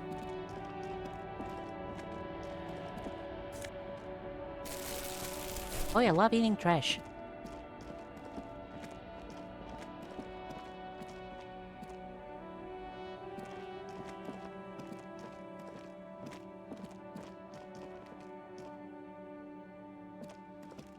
Good morning to you, officers. a burly man hangs out by the waterlock, carving up a generous serving of salami with an old hunter's knife. His eyes are fixed on a man stranded on the other side of the waterlock and on an enormous billboard that has fallen down into the canal between them. His posture is relaxed. Despite his powerful build and a knife in his hand, this man resorts to physical intimidation only infrequently, if at all. First thing first, what are you doing here, man on the waterlock? My friend Barry the Butcher is stuck on the other side of the waterlock. I'm keeping him company, and eating his salami.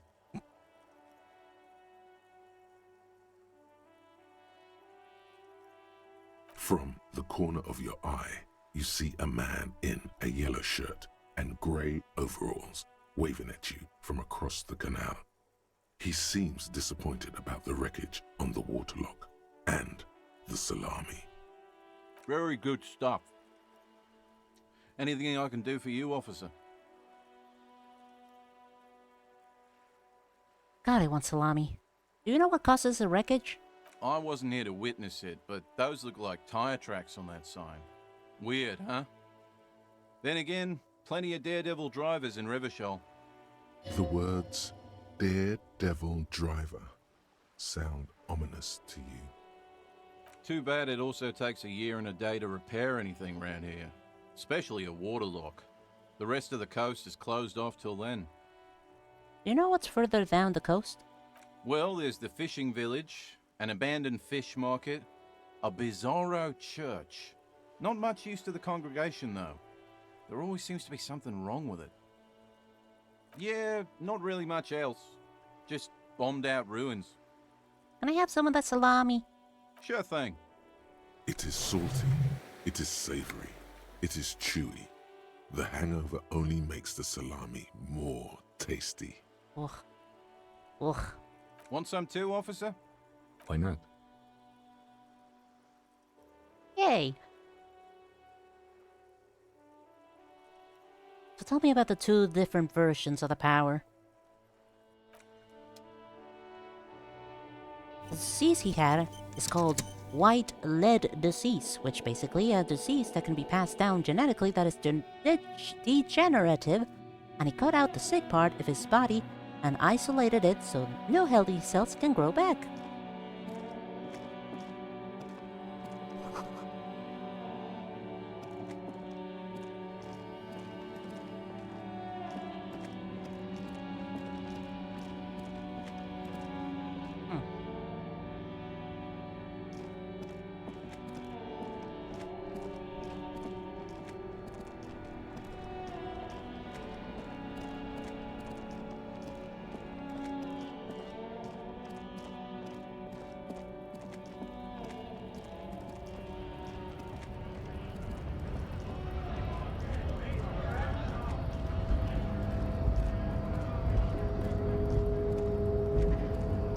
Measured head still. Oh, I need to do that.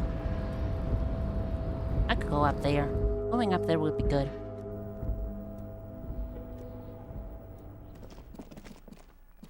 An imposing combination of a punch clock and a payphone. The machine swallows your coin and seems to be waiting for your next move. I have something for interfacing.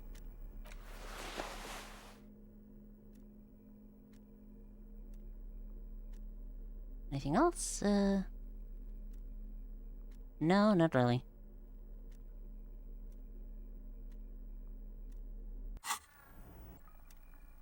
The already familiar cold touch of plastic welcomes you. Your fingers run over the dial pad. 005. That's the dialing code for Revachol. 4952, and a moment of hesitation before entering the final numbers. 993. White lead disease. Lead poisoning, I can understand. White lead? Calling. Calling. Still calling. Then. Video Revachol, 24-hour video rental. We rent 8 and 10mm film for home use. This is Lummy. How may I help you? The voice of a youngster on the other end sounds as enthusiastic as that of a man walking towards the gallows. What is this place? Video Revachol is a 24-hour video rental. We rent 8 and 10mm film for home use. This is Lummy. No, I mean, what is this place to me? Sir, I don't know. It's a video rental. Maybe you rent videos here. Do you know me? No. Why did I call you? Maybe you called to extend your rental period? Do you need to extend your rental period? My name is Raphael Ambrosius Cousteau. Do you have anything on my name? Raphael what? Listen, I can't help you over the phone. If you need further assistance, you can visit us on the corner of Voyager and Main. Are we done? On the corner of Voyager and Main, a large neon sign hangs on the side of a building. Video Revachol, 24 hours. It's raining and there is almost no traffic on the street. A woman's footprints in the mud lead away from the front door. Tiny heels tiptoeing down the road. Beautiful steps, light-footed with a lifetime ahead of them. You look up and the air seems to grow darker. Suddenly you feel like you don't want to hear about video rentals anymore. You don't want to hear about any of it. It was all shit. It's over. What was all shit? Tim, I feel sad about Video Revachol 24 hours. That's enough for you today. Let's conclude this call. We're done.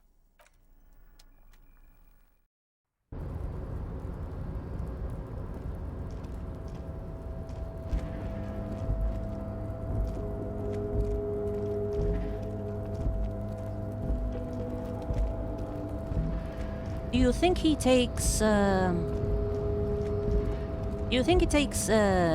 calls? Can I hire him? Can people hire him for medical jobs?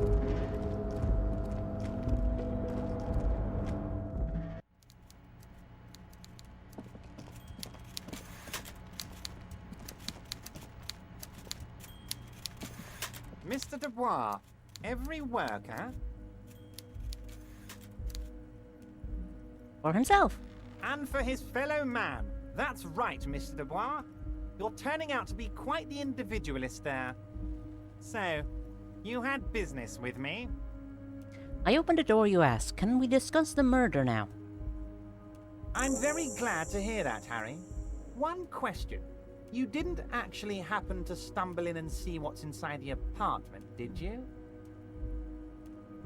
I may have gone inside and seen a collection of racist mugs. Just as I thought. Culturally antiquated mug collection. What a weasel. Pissing on Everart's Rainbow Coalition. Now let's get down to brass tacks. It's time for men like me and you to figure out who's killed who and why. Real police work is gonna start happening now. I promise you, Harry, this is gonna be good. The mug collection I mentioned was in the apartment. I found a similar mug in the trash, with the hanged man's clothes. Racist mugs in the trash and in the apartment? You guys are just light years ahead of me. I have so much confidence in the ability of your organization. I'm relieved you're doing this and leaving me to do what I do best. Helping people. With the power of politics.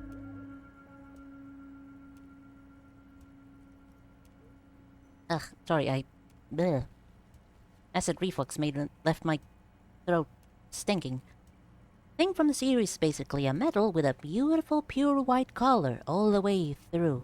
That was mined in droves in the town it was from, since it was its main export, but decades later, it was found out it causes white lead disease, which lies dormant in the body for decades, and also found out it is passed on to children, and those children show sign of it as a younger age, and lost generation wouldn't even have made it to adulthood. The people feared getting it, though, so they massacred everyone in the town besides Law, who hid inside the massive piles of bodies.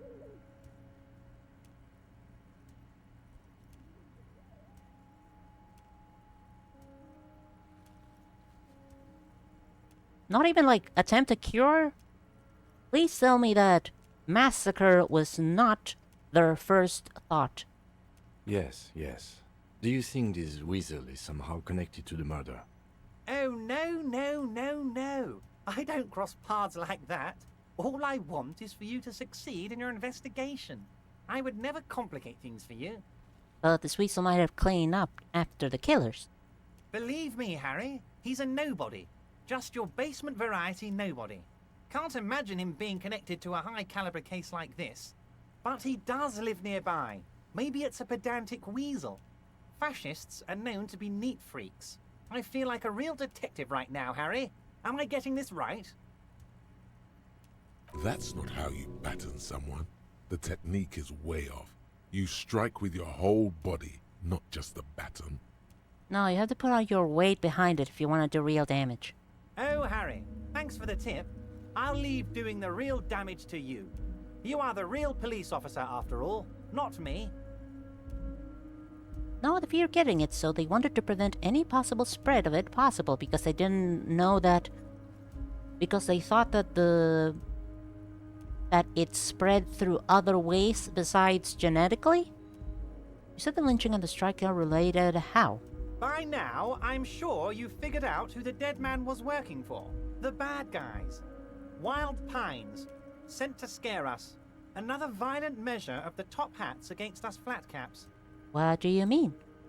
Harry, this strike is the culmination of many, many mistakes made by the Wild Pines group. They tried to shut the strike down by sending in armed mercenaries. You mean our victim? A security contractor? Can you imagine that? Workers standing in peaceful protest, united in the spirit of fellowship, and they send hired killers to mow us down with machine gun fire? He performs a motion as if spraying bullets from a machine gun. I'm talking beasts, hardened killers from proxy wars in Yisut, Semenine, Saramaritsa, you name it, they've done it. Raping, killing, burning villages, killing little children for the Senorita Pineapple Company, Harry.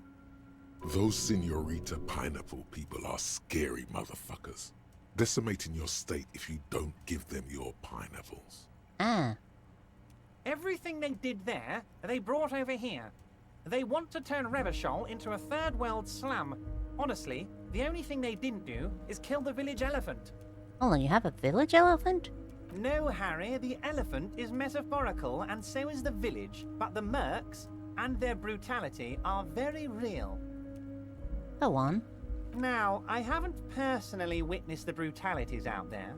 I have the luxury of staying in my container, you see. If I need to go somewhere, they just move my container. Wait, to move the container? Yes, I'm an old man, Harry. My legs aren't what they used to be. They lift my office with that big crane. It's actually very fun. You should try it. By the time they figured out the 2 generations already had it and 1 generation already had kids, possibly get it.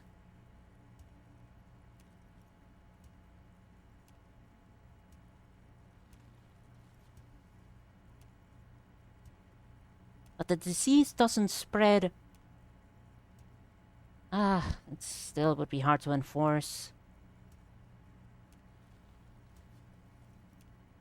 Better to enforce something to prevent it from spreading than just outright killing. Probably, hopefully. But enough about me and my fun container.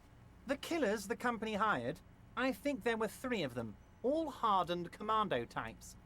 One of them got downright suicidal, getting drunk, violent, a little rapey. Even their own negotiator couldn't control him. That's your boy, the one who likes hanging out and trees. Wait, 2 generations already had it and died, and 1 generation had it but already had kids.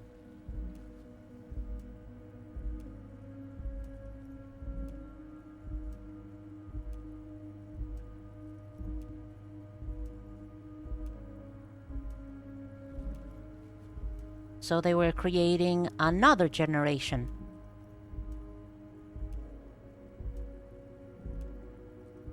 Wait, what about the... Okay, so one person who has white lead marries somebody who doesn't, and then they have a child that does have the white lead. What about the person that did not have white lead poisoning? Are they also getting massacred? First generation dies in their 70s, second dies in their 50s, third dies in their 30s, and the last generation barely make it to their teens. Okay, that is terrifying. By negotiator, you mean Joyce? Harry, what you need to realize is, we dock workers are not pushovers. We got grit, Harry. This whole neighborhood does. Push us hard enough and we push back. And when we do, we push to kill. The child still have white lead. But did they kill the parent who did not have white lead? They killed everybody who had white lead. Or did they only kill the children? An entire neighborhood of killers. Wait, the whole neighborhood is in on it? Potentially, Harry, potentially. We got arm wrestling champions, rowing club people, ex-coal miners, tough guys, all ready to spring into action for their home base. Who exactly did the pushing? There's a militant wing inside the Union.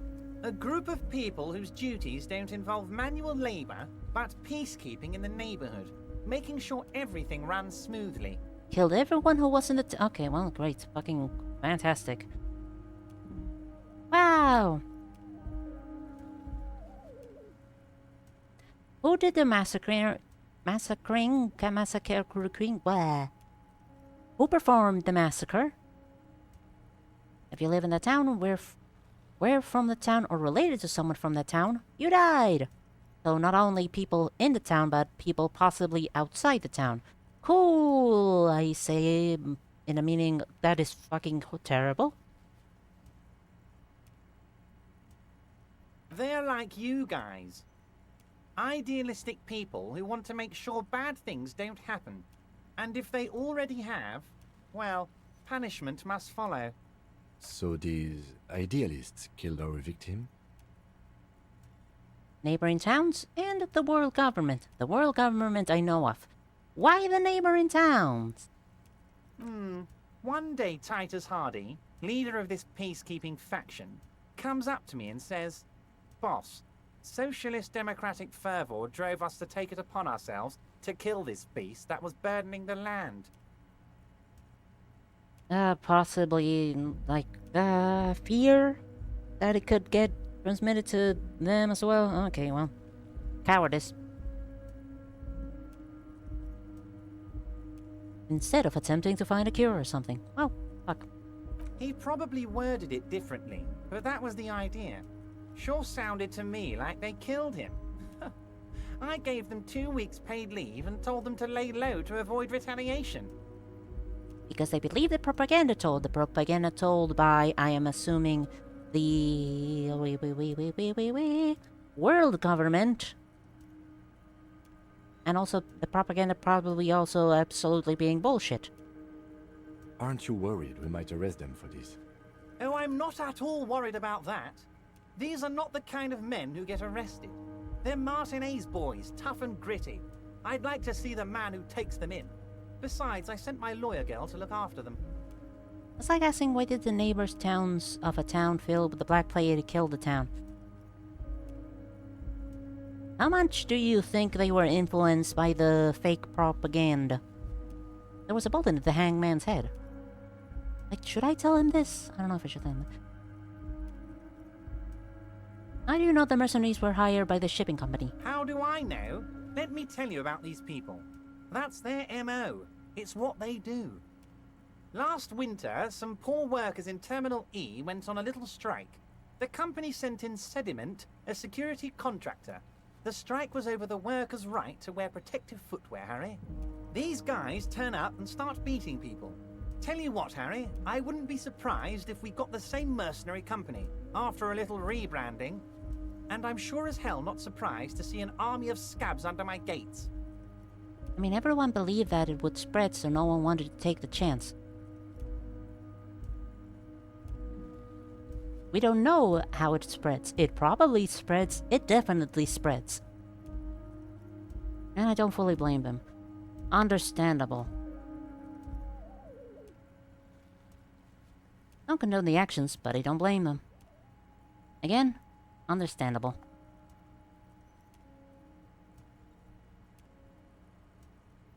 Man, that whole situation sucks.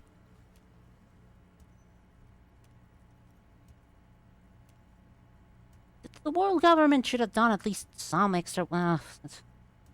world government, I kind of already figured is... not good. Pretty sure it's not good. So you believe the scabs were organized by the security contractor? You said it. Hell, one of those guys looks big enough to take down that proverbial elephant. Boys like that don't just happen to show up during strikes. You mentioned a lawyer girl. Oh, Liz is a bright one. I paid for that law degree myself, thinking it'll probably turn her all fancy. But hell, Harry, she came back a firebrand socialist. Sometimes she scares me with her zeal. It was incurable, though, besides with the open normie.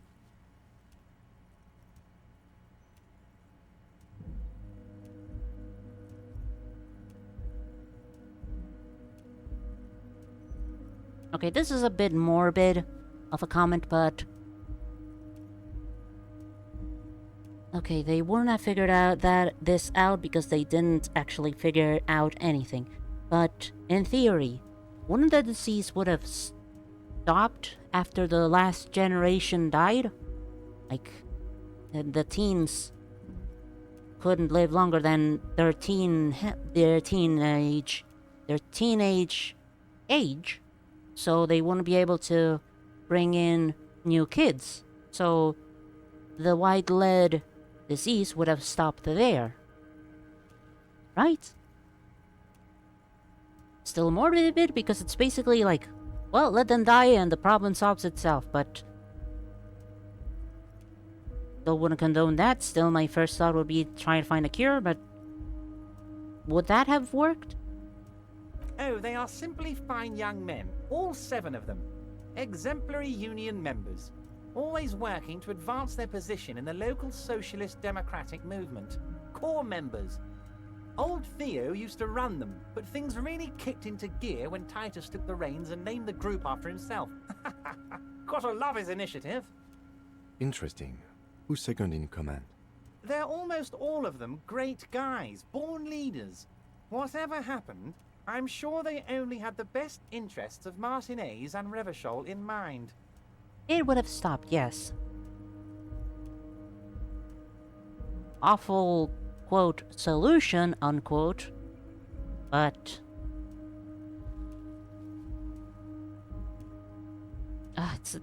no matter how you try and look at and find a solution for it, it is still a fucked up situation.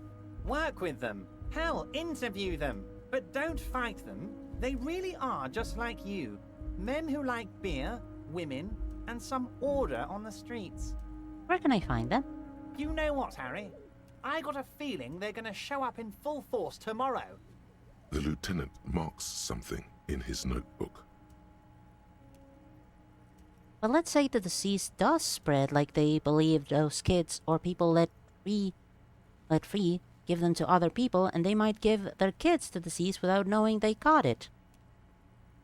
And it's understandable. Set up a quarantine, maybe? Bring in, like, fully protected doctors? Instead of just outright... fear-mongering. That's what I'm angry about. Fear-mongering.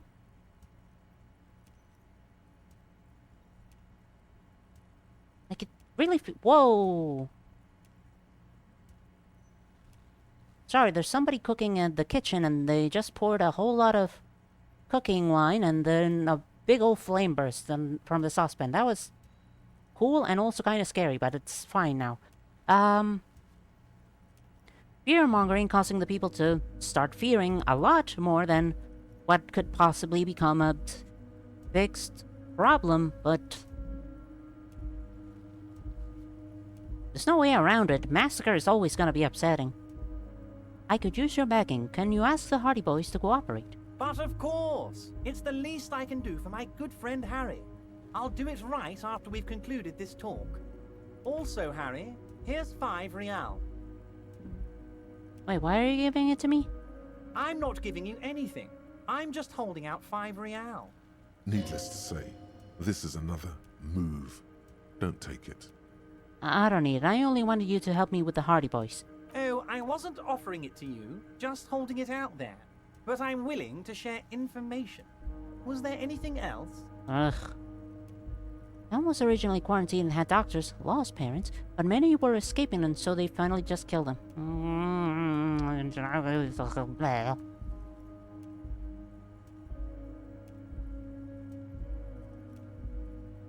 If Lost Generation was gonna eventually die at the ripe age of teenagehood, when did Law get his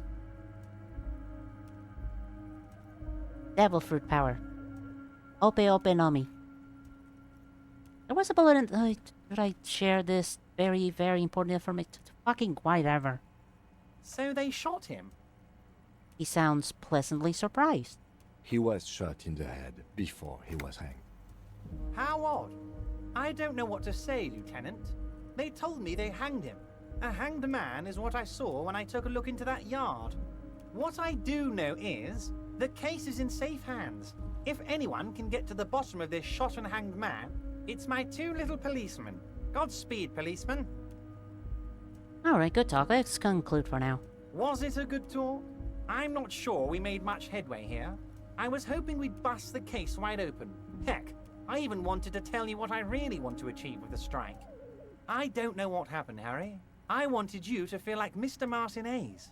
And of course, I also wanted you to find your gun. But it's like I can't completely trust you. Yet. I'm rolling my eyes. Yet? Yes, Harry. It's like I can't fully trust you if you're not a man of the left. I want to, but I just can't. He's been hurt too much in the past by men who aren't social democrats.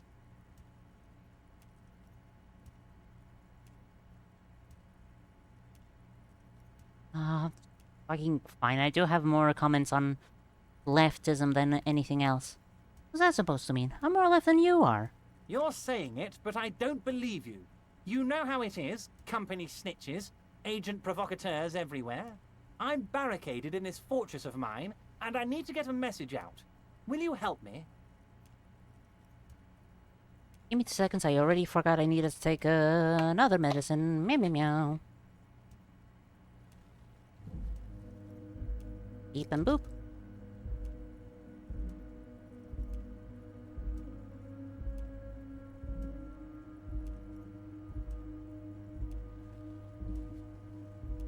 Law was 13, but also in the final stage of his disease. In the very nick of time, at the very end of the... I forgot the word. Time limit. And what would this entail? Once again, I require nothing unethical or illegal of you. You just need to get 2 little signatures on this piece of paper, and then mail it to my accountant in La Delta. What are the signatures for? I'm glad you asked, Harry. The Union is going to build a modern youth centre in Martinez. It will be righteous. We're gonna get those teenagers off drugs and on roller skates. Roller skating, not drugs, Harry. You like this. There's a nameless little street on the coast with some old houses around it. Most people have already signed. I just need 2 more signatures to get this mission off the ground, Harry. He only had like a few months to live or something. Wow, way too fucking close then. Very dramatic. But also it's definitely gonna take a long time to actually figure out a disease that still at that point was thought to be incurable. Where is this place exactly? On the coast, Harry, across the canal. There's a cul-de-sac there, a little village they're calling it. A gloomy place. You'll find it. I trust your detective skills, Harry. Water drips from the eaves. A woman looks at her freshly tarred skiff. There's a pair of cavalry boots under the fish in the box, and the wind howls like a vicious spirit. Pair of cavalry boots, I'll have to keep that in mind. What will happen to the current occupants?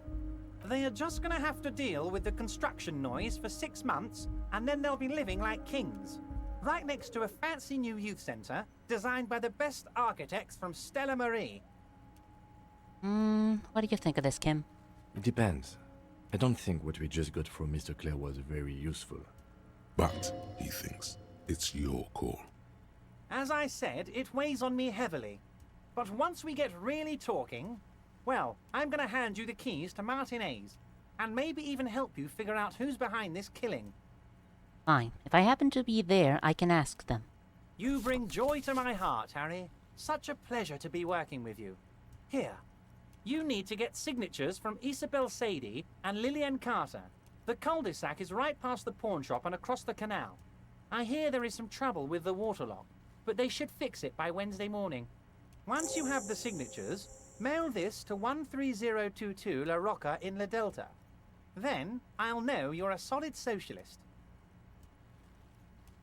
Alright, fine. Good night. See you soon, Debardeur. Just kidding, but not too much.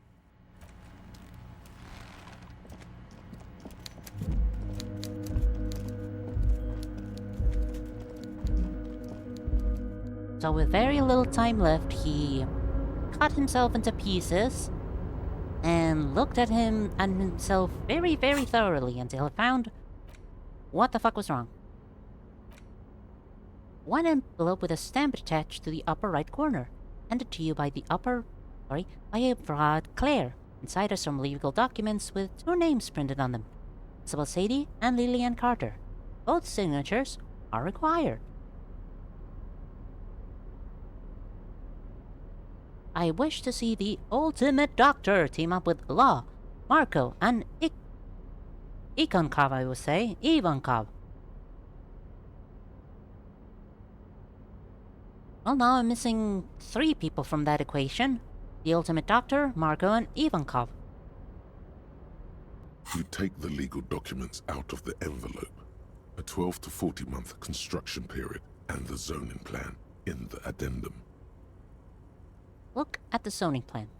The youth center cuts into the ocean like the bow of some great modern ship. Apparently, it's going to cover most, if not all, of the street and the square between the existing houses. It's 3 stories tall. 3 people?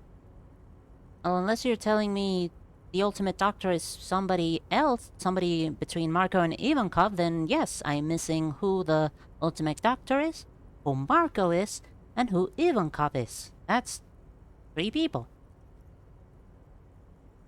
Possibly. Maybe? God, I hope so, or else my arithmetic is garbage. I'm no property lawyer, but it looks fine. I like the print size. They're not selling or leasing anything. It's not a perfect solution, but... My logic is not being affected by anything.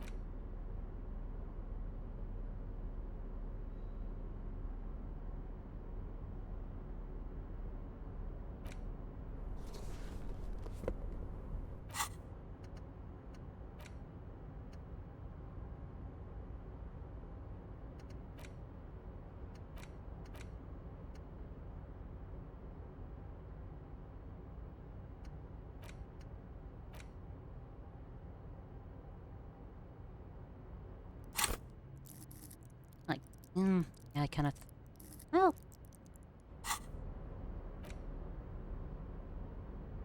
You take the legal documents out of the envelope.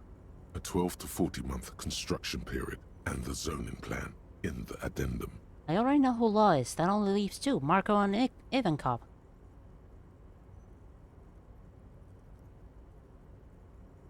Oh, Ultimate Doctor team up, you mean... Okay, sorry, I thought when you said the Ultimate Doctor, I thought the Ultimate Doctor teaming up with Law, Marco, and Ivankov, as in there was a different Ultimate Doctor who would team up with Law, Marco, and Ivankov.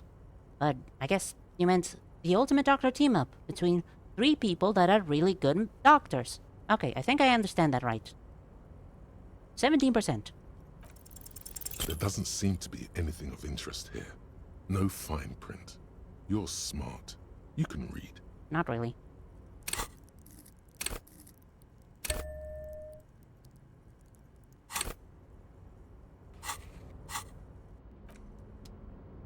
You take the legal documents out of the envelope. Again, the document doesn't seem to have any hidden clause. Maybe, just maybe, what you see is what you get with Mr. Everard.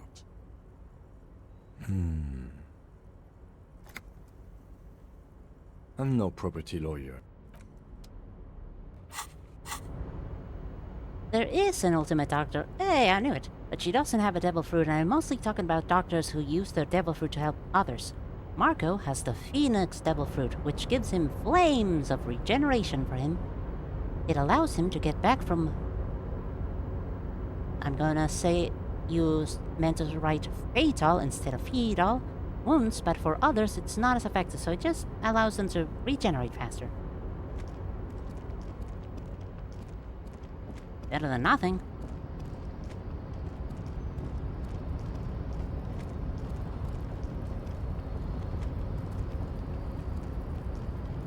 Before you stands a cog. Is this like you do? There are a million containers here. Why are you fixating on this one? There may very well be, but we are not here to look for that. We are not here to interact with containers. We are here... No reply.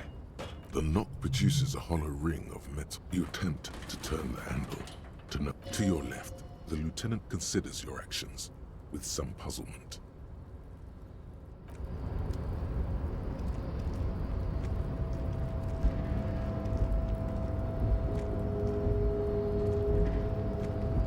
Yes, fatal.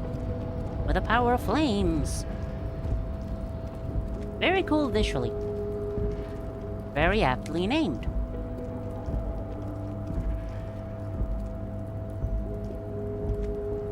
Very much kind of wish I had an ability like that.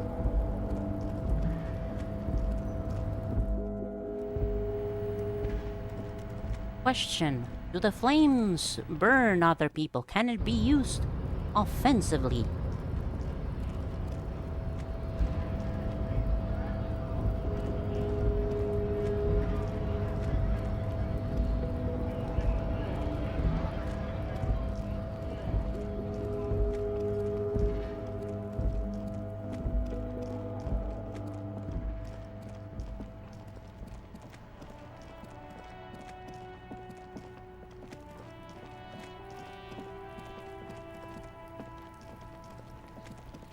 I'm gonna try and talk to Kuno again. Necromancer pig? That shit was dark. Going in there like that. Oh, brutal shit. Tell me. Flames themselves have no offensive capabilities, but he can use stuff like bird talons. How does he gain bird talons? Question mark. Kuno dies. You gonna pick one out of his brain like that too? Kuno's gonna go out in a hail of bullets. Gonna look like a fucking porcupine. Porta Rosa, a side alley of the Boogie Street Spearhead. A young man in his early 20s approaches patrol officer Emile Mullins and asks for a cigarette. As Officer Mullins reaches in his coat pocket for the pack of Astra he just purchased this morning. Because he's a phoenix. Oh. Oh, a literal actual phoenix. Oh, that actually rules. The man shoots him point blank in his chest. Breathless, the patrol officer collapses in the gutter. His right hand is grabbing the armor on his chest. The bullet didn't pierce it, but he can't breathe. On the pavement, the patter of the perpetrator's feet growing distant. Bleed, pig, someone opens a window and says, but Emile cannot see who. His sight grows dim with pain. I'll be there for you, Kuno. Yeah. The dreamy look in his eyes.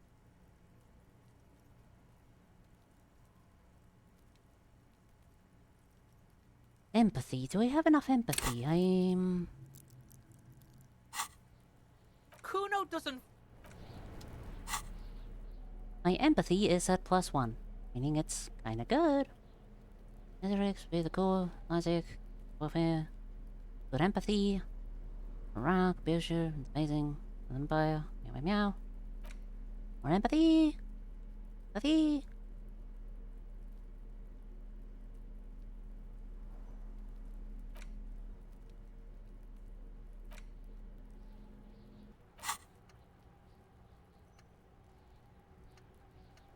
Yep, nothing. Well, let's try to empathize with Kuno. Fuck does Kuno care? It's not Kuno. It's Kuno S. Interesting. How? Kuno S is by far the worst of the two. Kuno has no problem being near you, but the other hides behind the fence, afraid for her life, like she's done something very bad. Can you send a picture of the Phoenix Man? Like an actual image always super helps. All in all, Kuno respects madness. You cannot hope to outdo her on that front. You must win yourself a few minutes with him alone. Act on it. Try and separate them. Kuno.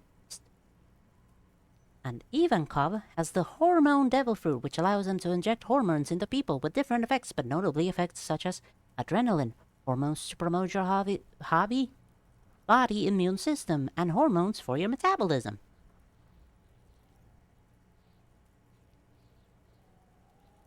Cutting up different parts of the body, looking for diseases, pumping some hormones that can help cure them, and if it's a slow process, try and speed it up with magic fire, and put it back up again, and Bob's your uncle. Fuck you whispering about? He's whispering too. He's going with it. But watch what happens. Fuck you whispering about! If Kuno wants to whisper, he's gonna fucking whisper, okay? Let's whisper, pig. This is it. You've got him. But be careful. You can still fuck this up. Don't make Kuno look bad in this.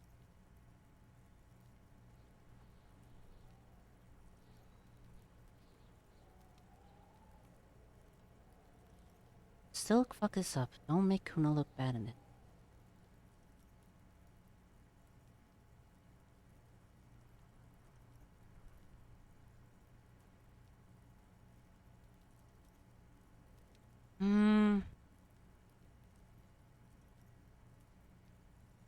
This makes me sound that I'm scared of her, not him. Crazy? You don't know the half of it. She's not crazy. She's insane. Dangerous. She's smoked a man. She's done people in. Probably even pigs. Stop talking to him! Kuno, I'm fucking warning you! You're gonna get us into shit! She understands what you're trying to do. Yo, see? Did Kuno not tell ya? Kuno told ya. Kuno talks to whoever he wants. Talk, pig. Kuno's got it under control. You did it. They're separated. He's even turned his back to her, so she can't read his lips. What do you mean she smoked? Think she has anything to do with the dead man? Yeah, she would have liked to fuck him up, but she didn't. Kuno wasn't around, and C was with Kuno. Where were you? Look, Kuno's gonna put you at ease. We didn't do it. Thank you, Kuno.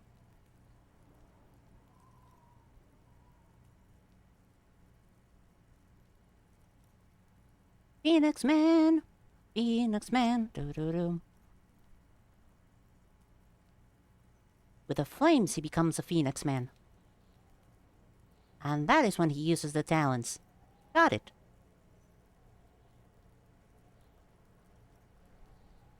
What's that language she uses? Napakimpi. Bagari. Fuck knows. She says it's the Song of Air people or some shit. What people? Crazy people. The fucking Nakis. I don't know. You said she's insane? Yeah, she's psycho. None of that kiddie psycho. Cat burn and shit. She does the real deal. What's the real deal? Snuff radio shit. Believe me, pig, you don't want to know. She your sister? Fuck no, she's not me sister. She's just a stray who got in, like a mad dog or some shit. Yeah, she was just there. Points at the apartment building behind the fence. What was that, Kuno? The little one twists her neck, looking at the building. She was in the hallway, dripping wet, by the fucking shoe rack, in the dark. He's Zoan, so he can just become the Phoenix, but he can also access the flames in his human form. He can also be a hybrid form. Hybrid Phoenix, hybrid man. Phoenix man. Yeah, Phoenix man. Or man Phoenix. Fiend man. Kuno's got no fucking idea. Her hair was all wet. I think she pissed on the floor too. She was there for 3 days, in the corner, every time Kuno went out. Oh, that's a girl? Yeah, Kunis is a girl. Kuno's a boy. Kunis is a girl. You said she got in? How? I don't know. Someone left the door open. Kuno comes home and she's sleeping under the desk, under the pile of clothes, like a dog. What bad your parents? Kuno's dad doesn't give a shit. Doesn't even see her there, or thinks it's fucking Kuno. Shit's all on Kuno. What do you mean she smoked someone? Kuno means she killed someone. That's right. She's a killer. Like, actually a killer. His little green eyes are fixed on yours. Isn't she too small to overpower someone? Are you getting this? You think I'm fucking telling you a joke here? How hard do you think it is to kill a fat ass? Sweet talk him, then knife him. She's probably killed a pig too. I mean, I'm pretty sure she has. How many cops has she killed then? Forget Kuno said that. Kuno was just shitting. Kuno was just running his mouth. Kuno's stupid like that. Feels eyes on the back of his head and stops. There's something cold in the air, like water lapping against cold stones, or dripping in a hallway nearby. 3 years ago, there were shoes in the corner. The creature peers at you both from over the fence. There is something searching in her eyes. Fear. How are you dealing with all of this? How's Kuno dealing? Kuno's dealing just fine. He doesn't need you fucking with any of it. C doesn't either. Kuno's got this shit under control. Need backup? I'm here for you. Listen. C is Kuno's go-to. Kuno's protecting her. You fuck with C, you fuck with Kuno. You threaten her. You threaten to take her away. This is what it all comes down to. He needs you to take him seriously now. I'm going to kill you. I'll run when you put the cuffs on her, sneak up on you later, and fuck you up. You understand? Boy looks you in the eye. Black pupils trying to focus. He may not be able to do it, but he will try. Right now, he believes he will. Understood, Kuno. All right. Now we can do business. He's breathing heavily. That took something out of him. Business. Yeah? What do you want? Kuno can hook you up with... Don't hook him up with shit, Kuno. See? Relax. He respects the Kuno. Kuno made him respect the Kuno. You respect the Kuno, you get all kinds of shit. Kuno's gonna get you hooked on illegal narcotics if you run a little errand for the Kuno. Get you hooked, pig. Get his hook in you. Then Kuno gonna get you hooking for more. Cash in big style. Pig hooker. And shit, you can even fuck back in Kuno's kingdom. Kuno saw you sniff around that fucking pile of Etonite. It's a secret door, okay? Just pull it off and fuck back in there.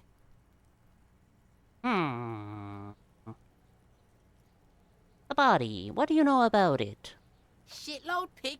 What's your question? Don't tell the pig shit, Kuno. This is where you quickly ask him questions. Real cop questions. Like a cop. Where's the rest of his armor? Kuno doesn't give a shit about the armor. How come? That fucking had one thing majorly wrong with him. He's a fucking mutant. A mutant? Do you remember how he looked? Fucking growth hormone shit. He's a giant. The armor's too big for any man. Kuno doesn't give a shit about that freak armor. Kuno threw that shit away. Oh, come on. He's just pretending that he doesn't care because he's too small for the armor. Don't disrespect the Kuno. What do you mean you threw it away? Kuno tried to get the helmet on. It was too big. Kuno kicked that shit in the sea, rugby style. That shit means nothing to Kuno. Threw it in the sea. Yeah, that shit means nothing to Kuno. Kuno doesn't give a shit about material shit. Kuno's a fucking monk. You wanna fuck on someone about that armor? Go fuck the mustached union fuck. The jolly troubadour shit at the gates. The mustached union fuck the jolly troubadour. Oh, mañana. Yeah, cock and boot. You know that jolly union cow fucker? Came around talking about cows or some shit? Came around pretending like he cares about cows? He means Manana, the laid-back striker at the gates. Yeah, he's the one you want to talk to. He's fucking crazy about that armor shit. Coming here pretending like he likes cows. Trying to catch a peep at Kuno's armor. Yes, this troubadour has it. You can feel it. Do you know who he was? Kuno's fuck gimp. Kuno uses the fuck gimp for target practice. He could have just said he doesn't know. Okay. Yeah, it's fucking okay. Gotta have a gimp for rock practice. Don't ask the pigs for permission, Kuno. Don't ask the pigs for shit. Do you know how it got up there? Probably climbed. Kuno was busy down the road when that shit went down. You didn't see it happening. You heard Kuno. Kuno wasn't even in Martinez. Kuno wasn't in Revachol. Kuno wasn't regional. Okay, where did you go then? I don't know. Some fucking... Mesk or I don't know. Some other place. Night City. Kuno was in fucking Night City. Where's Night City? Kuno gives this info out on a need-to-know basis. And you don't need to know. Kuno didn't smoke the gimp, if that's what you meant. Have you seen anyone suspicious? Just a couple of pigs sniffing around in the dirt. That seems pretty fucking suspicious to Kuno. Yeah, you tell the faggoty, Kuno. There were concussions all over his body. Did you do that? Fuck are you talking about? What is this contusion shit? He says you're stupid, Kuno. They want to make you stupid again. Yeah, I hate words too. Words are fucking shit. Make you stupid. Kuno's got his own words now. Kuno words. More on this later. Right now, let's talk about something else. You're testing Kuno's patience here. Get lost, About the crime scene. The kids often play in the yard. Right, pig. This is where Kuno plays with his little wooden choo-choo. What do you want with it? The dead man's clothes were in the trash container. How did they get there? Yeah, Kuno doesn't know shit about that. That shit is beneath Kuno. I need to know. Could be lead in the investigation. Someone may have tampered with the murder scene. Listen. Kuno doesn't care about this small-time shit. Just listen. Kuno saw what you did there, dumpster diving. Sad shit. Kuno could hook you up with some sweet rags. Shit like Kuno's wearing. Your size, good price. 500 real. You'd have to be blind not to notice the giant white letters F-A-L-N running down his trouser leg. 27.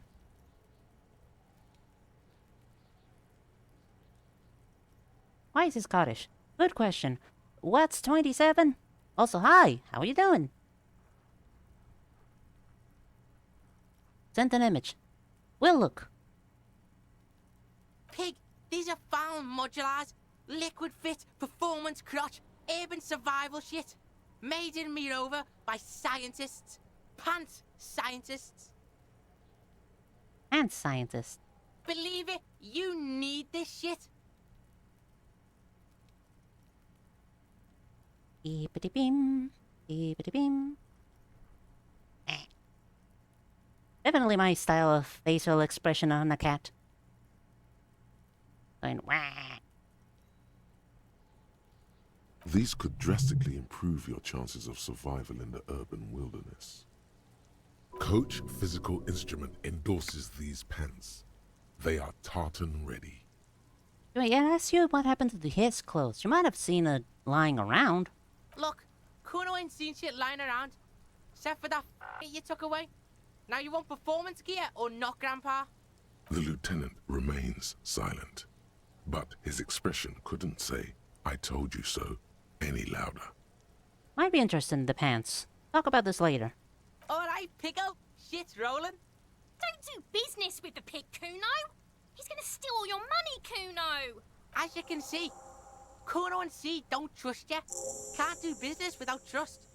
There's more to his distrust than being a pig. He feels threatened by something obscure in you. What that is, however, remains a puzzle for now. The ladder yours? No, it's not fucking Kuno's. It's ancient. Look at it. He thinks you're fucking fool, Kuno. He says you climb the ladder up to your magic treehouse. Get the fuck out of here, pig. Kuno doesn't have a magic treehouse. What's in the greenhouse? Dunno. Kipta's gardener used to work there. Oh, the gardener used to work there? Yeah, that's what Kuno said. She couldn't handle the heat, so she took off. Kuno can take it. Shit's nothing to Kuno. You mean the young woman by Whirling in Rex? The gardener? Look, Kuno doesn't explain shit. Kuno just says shit. Might have questions later. For now, let's talk about something else. Yeah, whatever. Kuno doesn't give a shit. Ooh, only 15, alright. What was that about running you an errand on illegal narcotics? Kuno gets it from his dad. Kuno and his dad are major suppliers. That's where Kuno gets his lightning on. Problem is, Kuno and his dad had a little falling out. Now junkies clawing at Kuno's door. Streets going mad. Kuno's got to throw his dirty popo man at it. Okay. Dirty popo man is you. In there is Kuno's violent dad on steroids. Kuno's dad does steroids and speed. If you can take him, you can have half of the speed. Who is your dad, Kuno? Kuno's dad is a fucking monster. He's the most violent man in Revachol. He doesn't give a shit about a single thing. He drinks too. Isn't he explaining that he doesn't explain stuff? Yeah. Yeah, basically. Kuno's Kuno. Kuno does what Kuno wants. How much material are we talking about? Like half. Half of what? A baggie, but like in this vial. I made up my mind. Okay. Kuno's listening.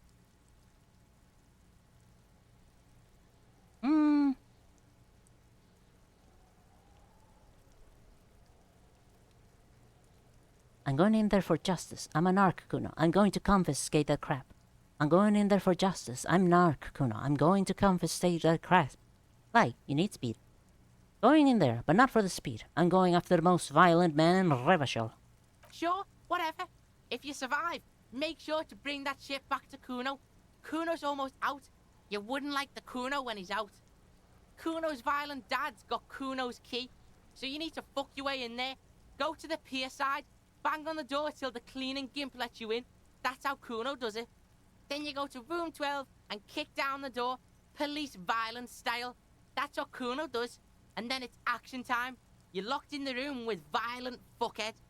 That's it. Next time Kuno sees you, you better have his shit. What the hell are you signing us up for here? Come on, Kim. Obviously, I'm not gonna take it. We need to get drugs away from a minor. Okay then. And I'm off. Kuno doesn't fucking care. Kuno's the best. He does drugs, which is not the best, but Kuno's the best.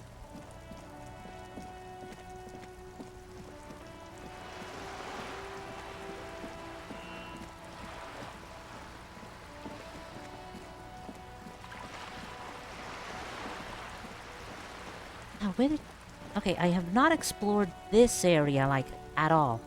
This is the place I should explore. I'm not gonna talk to Kunes, because Kuno's gonna get super mad at me if I do.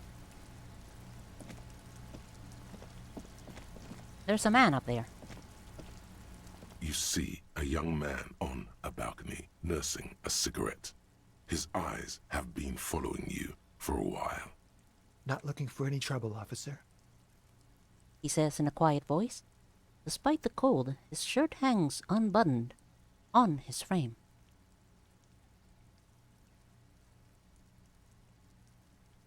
Too late, young man. Trouble's found you. Sorry, I don't have time for this. I just want to finish my cigarette and be gone. It's the god of cigarettes and youth. Ask him if he's got anything to spare. Don't let him go. This could be your witness. The balcony has a great view of the whole thing. Well, can I at least have a cigarette? Apologies, but this is my last one. The god himself has denied you absolution. Can you just, like, toss that one down? I'm not sure that's a good idea. That's obviously a bad idea. Forget I said anything. As you wish. Actually, the police really needs to talk to you. Is it really that important? Like a nervous cat, he keeps stealing looks at the neighboring windows. All right, but make it quick. Once I finish this cigarette, I have to run. By God, this young man has the body of a decathlete. His lithe form was practically made for vaulting over the high bar. So the both of them hear the voices or just your character? Only our main character. This is all internal monologue. This is all various internal monologue. Nobody else hears this. Our character is just constantly weirdly fidgeting, and everybody else is probably thinking that this man is still high on drugs. But nope, it's just various internal conversations. Son, do you train? Occasionally. Why? You on the track team? No. I just like to look good. A shame. Young man like you, with a body like yours, you'd be a credit to any track team. Trust me, I'm not a team player. He says with a honeyed smile. Well, looks like you got a I need to get inside this apartment building. Can you help me? Help you? No, sorry, gendarme. I have to run. Can you tell me your name? My name? My name is Martin Martinez. Martin Martinez? Good local name. Let's go with that. That was an absolute failure. Like you got a good view of the Whirling's backyards. Can you tell me anything about the hanging? I can tell that you finally got him down. Thank you. It was quite a disturbing sight, even by Martinez standards. What were you doing last Sunday? Oh. You already asked me that, didn't you? Did I? No, not you. Some more muscular type. And when did you speak to this more muscular gentleman? Lieutenant takes out his little blue notebook and writes something down. Last week? I don't know. Look. He looks around the courtyard again. Rain patters on the windowsills and dead house plants. Too late to do them any good. You didn't answer the question. What were you doing last Sunday? I had a friend over. What kind of friend? It was my Sunday friend. A Sunday friend? How intriguing. What's your friend's real name? Did he see something? He doesn't reply, gesturing no with his cigarette. Under the grey sky, the neighboring windows are streaked with rain. Someone hides behind a curtain. Those windows have eyes, and those eyes are watching, spying on you three. All right, we'll talk later. No. We won't. Now, if you'll excuse me, I really need to get going.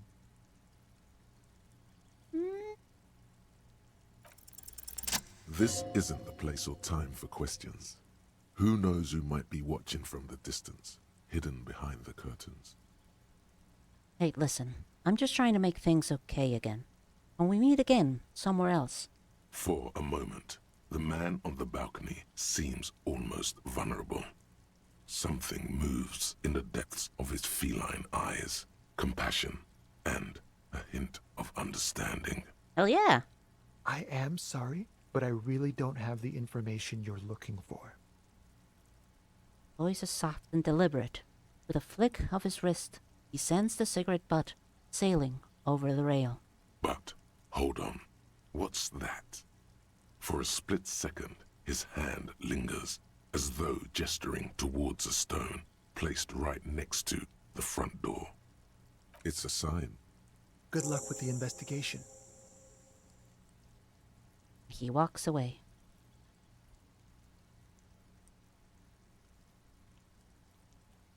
What a mysterious man. He's gone. We should run after him, see where he went. No point in running. Tenements like these often have multiple exits. If he doesn't want to talk to us, then he'll know how to hide himself. Yeah, probably didn't have anything important to say anyways. He could be a witness. Him or his Sunday friend. Either way, we need to look into that muscular type who's asking about our case. He did leave us a sign. Did you see that? He wanted to draw our attention to that stone right over there. Lieutenant nods towards a small rock on a soggy patch of grass. That door has a weenus drawn on it. If we find a way inside the building, we can ask around for his apartment. Great, let's do that. And... boop. A stone, like any other, lying in a whirl of sleet and mud. Maybe there's something under it. There's a key beneath it, rusty from the dirt. This must be for the front door. Pity doesn't have the apartment number on it. This building has many apartments and the man can be in any of them. How are we gonna find the right one? We'll just have to go in and see. I wanna check out the rest of this place. Right, that's... the guy's place? Door?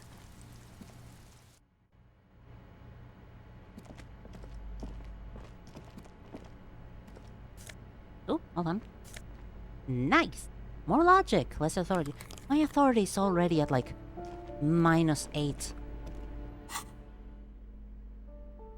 Could definitely use the logic. Lit-up sunglasses were fashionable in the old, but have since lost their popularity. Their thin gold alloy warrior frames are a reminder of drug-addled bohemian artists. These days, the glasses are only favored by organized crime accountants who desire to look cool.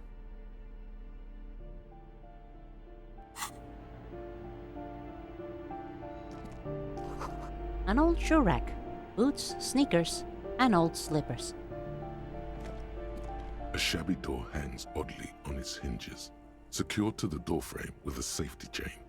An unpaid energy bill is attached, threatening to cut off the electricity. It's addressed to Mr. Uno Doroita. Your heartbeat quickens, palms go sweaty. The siren of amphetamine is singing you her song. It's like we found where Kuno's dad lives. And the place comes with 3 months' worth of utility bills. Not likely. No response. The apartment numbers have fallen off the door, leaving the panel with a sticky 1 shaped shadow and a marker drawn 2. Nothing happens. It must be an ambush. Let's get your adrenaline pumping, just in case. You'll need to equip the chain cutters to enter. Snip right through the metal. But what if we... No, that's still a bit... But what if... No, that's... Nah. Really don't want to fuck this up, so...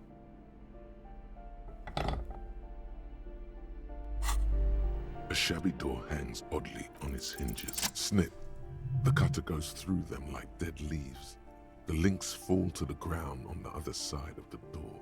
Don't let the quiet fool you.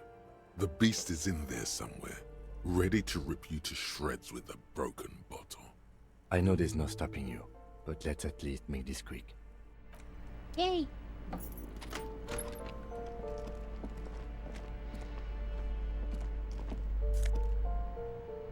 Free money. A phone book lies open on the table, covering a stack of utility bills. Right next to it, in plain sight, sits a small bottle of amphetamine, conveniently equipped with a straw. Lieutenant, I've located psychoactive substances on this table. Good. Confiscate it. The minuscule amount of amphetamine doesn't interest the lieutenant in the slightest. He listens instead to something in the other room. Take the speed. You pocket the bottle as if it were the most natural thing in the world. Don't wait. Celebrate. Blast that shit right here. Take inventory of it once this boring table shit is done. Blast it before you face the beast, Deruita. You're going to need the encouragement.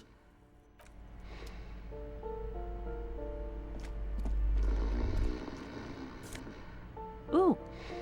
Ooh, jeans. There's things with something power. A bundle of clothes heaped on the bed. A stained parka, some towels and a duvet. Some socks even. In the dark, it looks like a nest. Look at the pile of clothes. Mm-hmm. Something underneath there is breathing. It doesn't give a shit that you're a cop. Stop your hand now, or you're gonna die. It's not too late. No one's going to blame you for backing out. You don't have to do this. Just get out. Keep extending your hand towards the pile. Your hand touches a greasy duvet, covered in cigarette burns and ketchup stains. You hear a growl. There is something alive underneath it. You see a 60-year-old, fat, red-headed man passed out from large amounts of alcohol, and God knows what else. The smell of shit rises from his mouth. You don't have to take him down. He's already down. Is this thing even alive? I'm afraid it is. Look, it moves. Points to a fleshy lump sticking out from the other end of the blanket. The limb seems to be twitching, time to time. And look, the other foot is camouflaged by a striped sock bearing the name Maxtor on the sole. 3 toes are poking out of a hole. A groan rises from the man's throat, dry like a death rattle. He's trying to say something in his sleep. The bear is trying to wake up.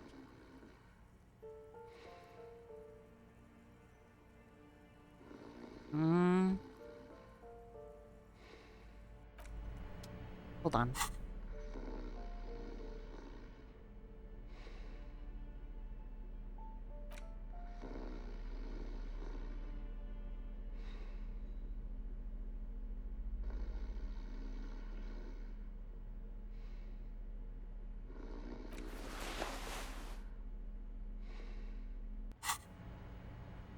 The aging alcoholic 72. is still there, breathing. The man groans once again, but his tongue keeps failing him.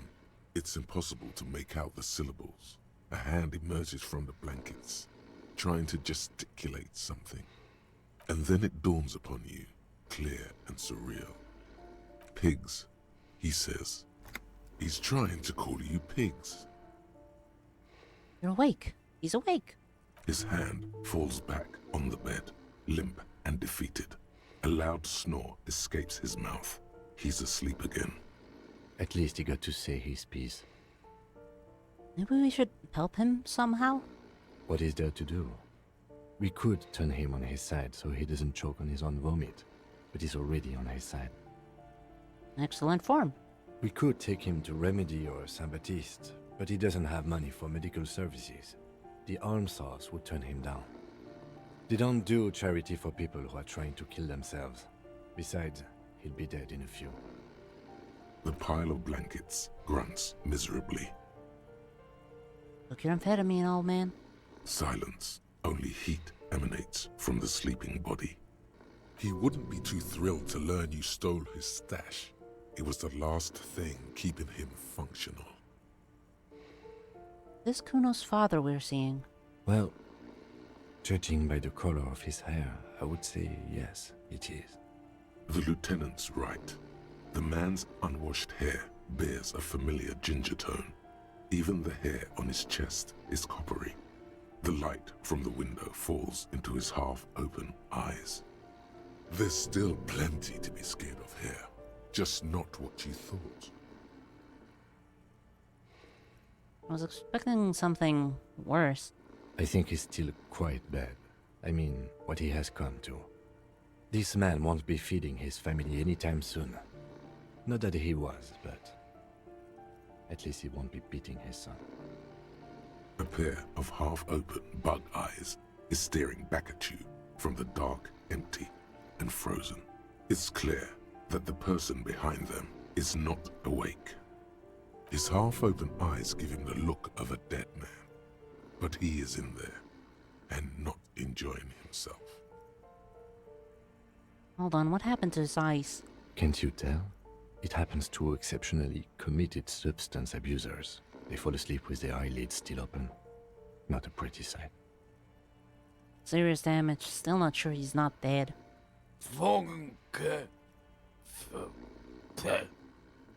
Suddenly, the man starts growling.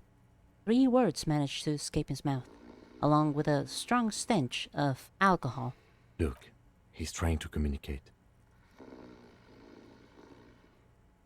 Well, that's basically all we can do here.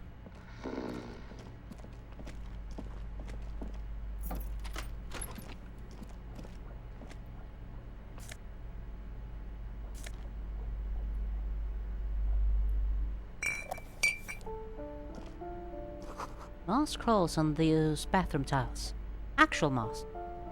Not edible.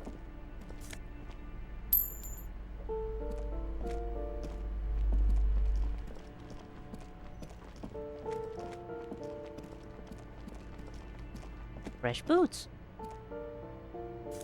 Oh. 1 cent in a pair of boots. This door has been closed with a padlock. A chalk-drawn number on the board says, number 11. No reply. It's a solid lump of metal, but the shackle is deeply corroded. A solid pair of chain cutters would make short work of it. Time for a little snip. You seem committed to it, so go on. Yay! The shackle snaps like a twig, and the lock falls to the floor with a little thud. It should be possible to enter now. After you, detective.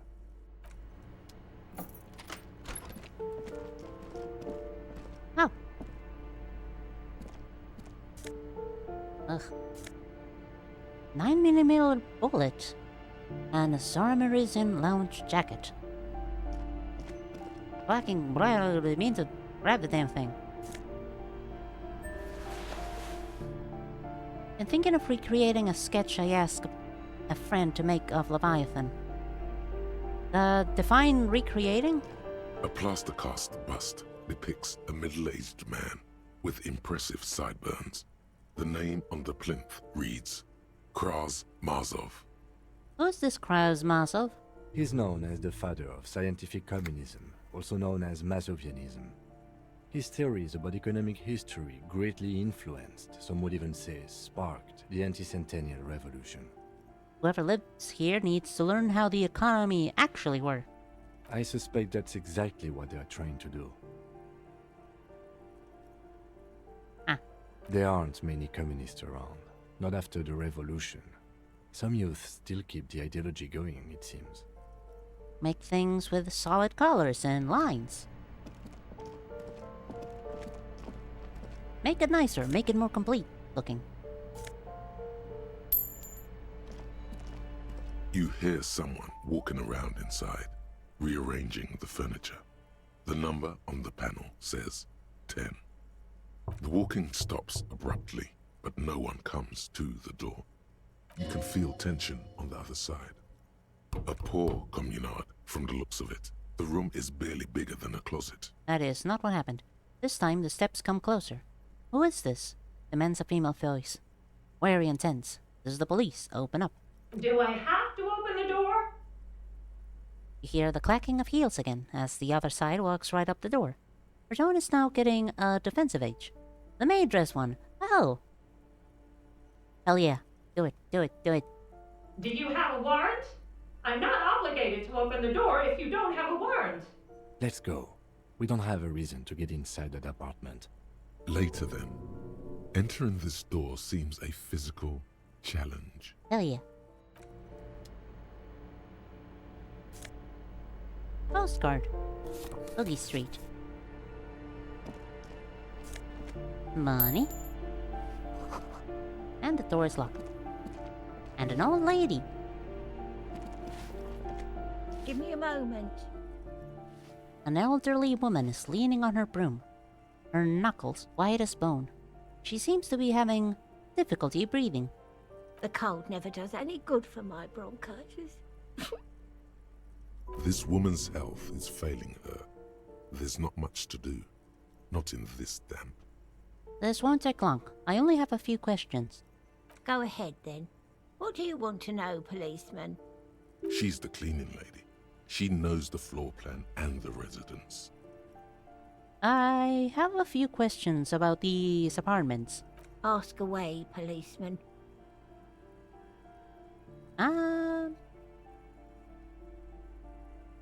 Who lives in apartment 10? No one lives there. It's been empty for months. But I talked to someone through the door. Impossible. I would know if someone had moved in there. Maybe it's those countercultural people again, breaking into a house like it's a public space. You're a policeman. Be good and take a look, will you? Sure, I'll go see what I can find. Great. Young people. They're worse than rats. You know, always littering the hallways with trinkets and empty beer cans. Yeah, fuck the young people. Who lives behind the padlocked door? Oh, that one is a scientist, a future scholar. I think he studies astrology at the community college. Education's good. I always tell them to study. Astrology? Something to do with all those stars around his door. He asked me to leave his drawings up on the wall. You mean the star and antlers? I think that's the symbol of communism. The symbol of what now?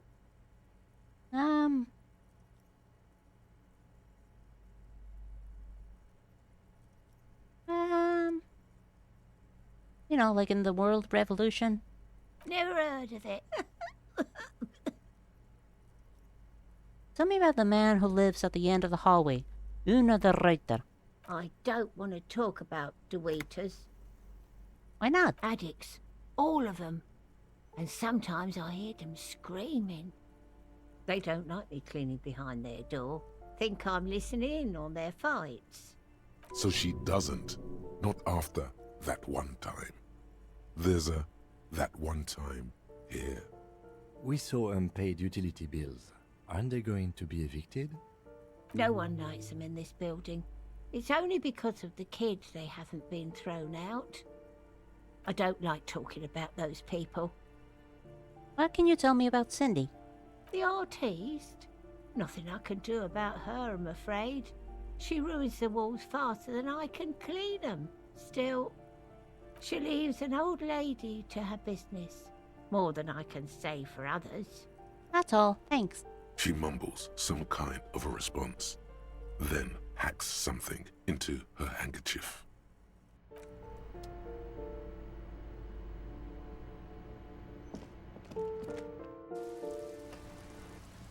Ooh. More places. More trash.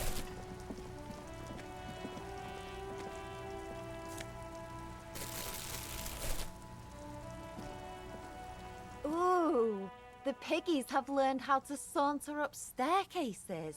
I didn't think you could do that with hooves. But here you are. That's right, we've evolved. Yeah, I can see that. Cool mutations. That smell coming from her paint bucket. It's not paint.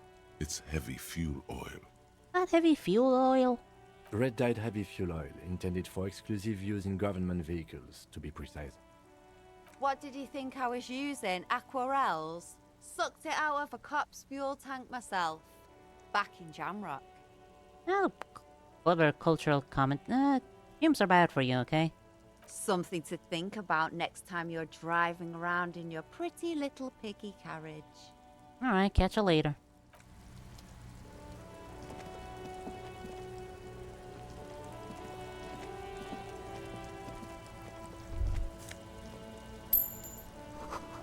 Above, sharp flaps in the wind, forgotten hammers and nails rust.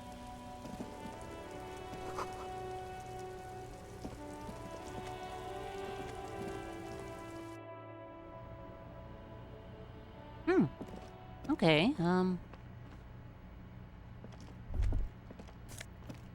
Ooh!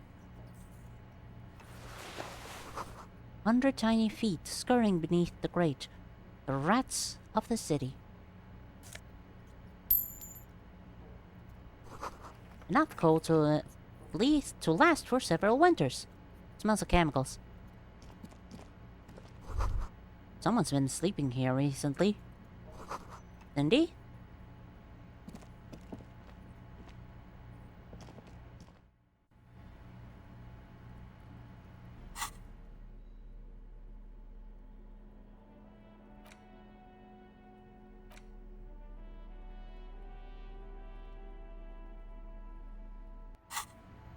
Doing speed is kind of tempting, but I don't know if it'd be really good for me.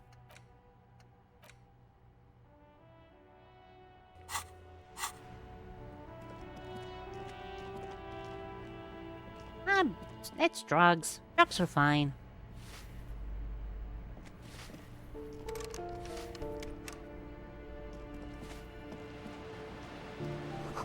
Someone has torn down the wall. Sea below looks cold and winter grey. A shift in temperature. The air chills around you. Dust settles on the stony floor. Rub your sides for warmth. A former architect stands before a slice of window, a room plan in her hand. A cold wave has made the air in the building stand still and frozen, with temperatures falling down to minus 20 degrees Celsius. Her face is red from the cold. She's breathing on her fingers, clasping the plan. Traces of sadness are visible in her expression. The plan. Faint pencil lines on paper depict the same place, but a missing eastern wall connects the room with the neighboring apartment. Ideas for arranging the furniture have been jotted down. Look around yourself. It's clean and empty, with new tapestry embellishing the walls. A standard HB graphite pencil has fallen off a three-legged stool in the middle of the room. Shiver.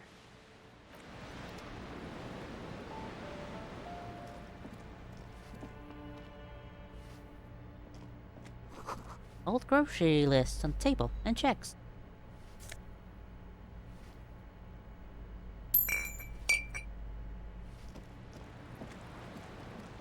I think I'm getting enough money to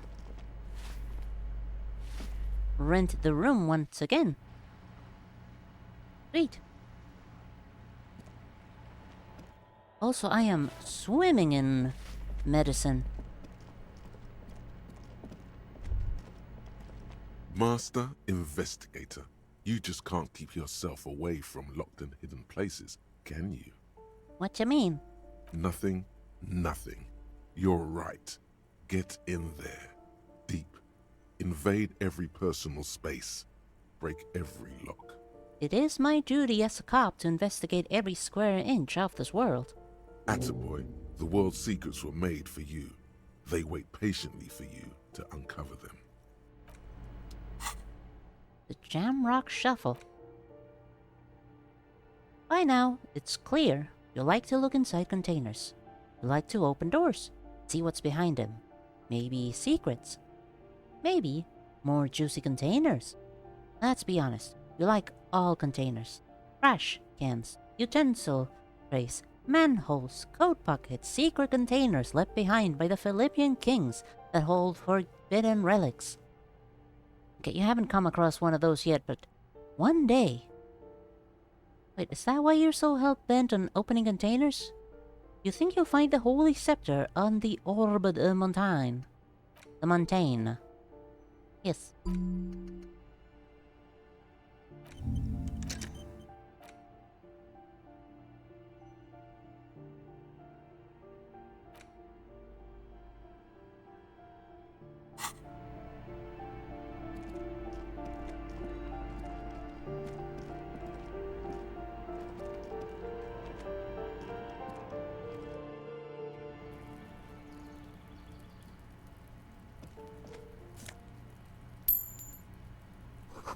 Curtains shift, just a little.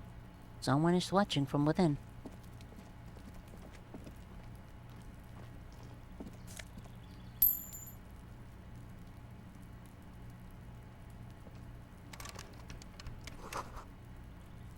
Nothing for you here right now.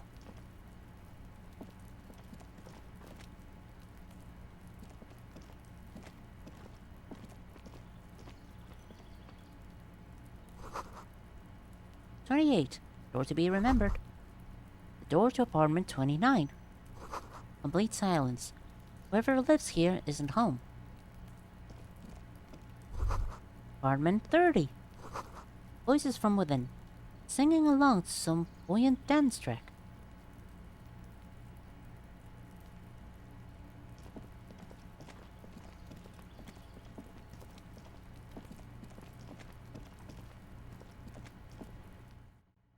Well, I think that's all I can do in the apartments right now. What else? I mean, I should definitely call it a night. It's already been 3 hours, but also in, like, barely past the second day. It's a long game, this one.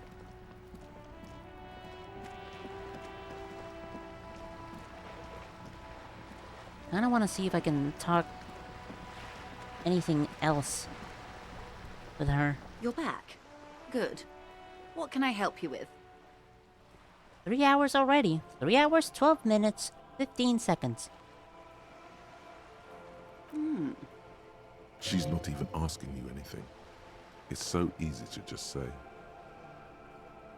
He asked me to open a door. A referral, you mean? I take it this was for someone in the RCM.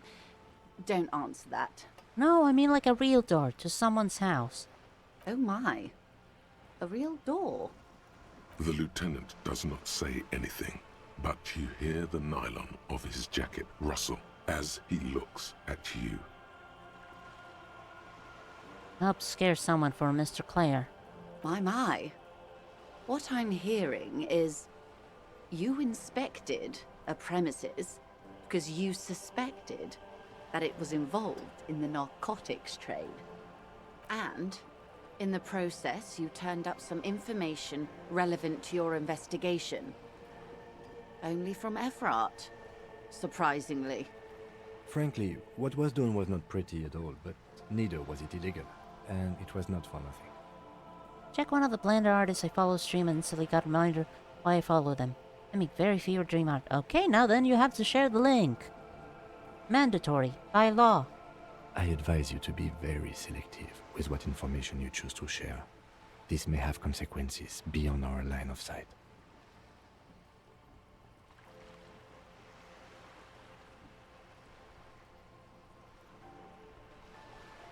Not fever dream, man. Weird looking. In a good way. Still, you ought to share it.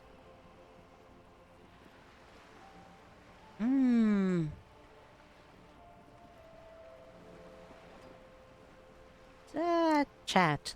That'd be easier. Didn't seem at all worried about the whole conflict that's developing. I wouldn't have taken Everard for a saber rattler. Was he surrounded by Union men he wanted to impress? Thank you very much. Gonna put this here. And remove the beer. Oh, thank you.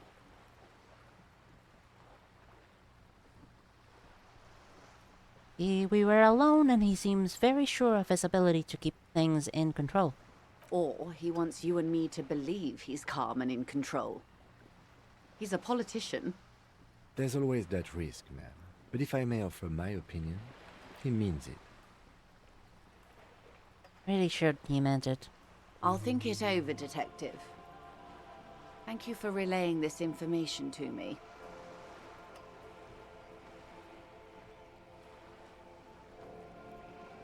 The Union's militant wing organized the lynching. That's basic information that I can share. Yes. That's the talk about town. The Hardy Boys, they're called.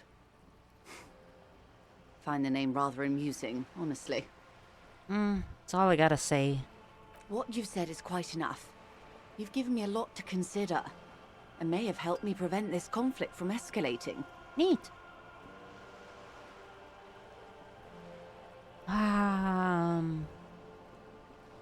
I would like some help on this envelope thing. Sounds like he has you running errands, Detective. A well-established dominance ritual. Where did he have you deliver it? Nameless settlement down the coast nearby. Ah, yes. I've been meaning to go there. With longing. Clear and simple longing. Strange. Why does she want to go there? Quite fond of this village, aren't you? I should be. In my youth, I had a brief dalliance here in Martinez. He was an older man with impossibly broad shoulders. He's probably dead by now. Even his shack is long gone. Not that it matters. These buildings are all carbon copies of one another. You been to Martinez before? Yes, I was slumming it with some girlfriends of mine. We had boats and... Don't hold it against me. My paramour certainly did not. Sounds like you missed those times. Not overly so. It's not like this was the only place we visited. Me and my girlfriends from Azon with our shiny boats. Like reavers. We told ourselves we were the worst thing to happen to the coast since the Coalition landed in '08. Imagine. If you say so. I'm over-radiated, Detective. I do silly things sometimes, out of pale-related sickness. Like take this job. The moral of the story is, do not spend 22 days a year in Pale Transit. Don't waste your 20s slumming it with your stupid friends. And don't deliver Everard Clare's mail. Her bony finger is pointed like an arrow at your chest. Are you satisfied, Detective? What else can you tell me about your mail delivery quest for Everard? Do you think it will improve the place? She's pointing it quite hard in there. Feels like a knife. He wants to build a youth center here for the children of Martinez.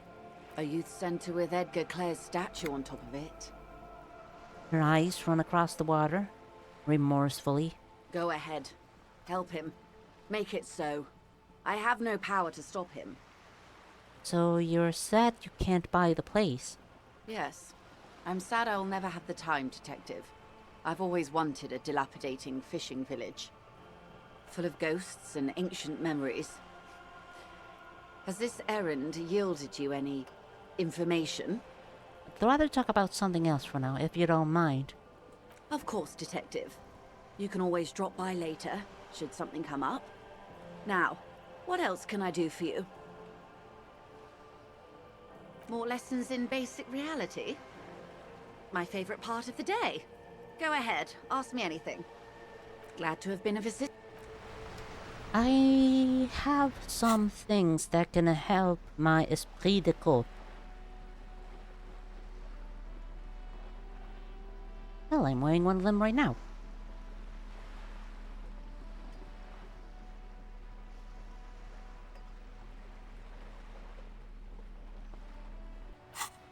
But this is not helping it, so put a pin on it. You're back. Good. More lessons in basic reality? My favorite part of the day. Go ahead, ask me anything. It remains a mystery what you mean by this something close. This isn't about you. It's about reality. No. Yeah, fine, whatever.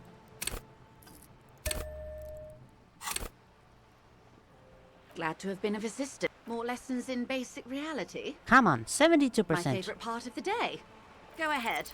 6 kilometers southwest, in the Valley of Dogs, Junior Officer Chad Tilbrook takes aim at a rabid black dog licking its wounds in the grass.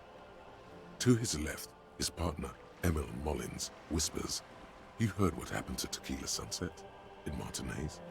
"Yes, he lost his mind," Tilbrook answers, fingers on the trigger.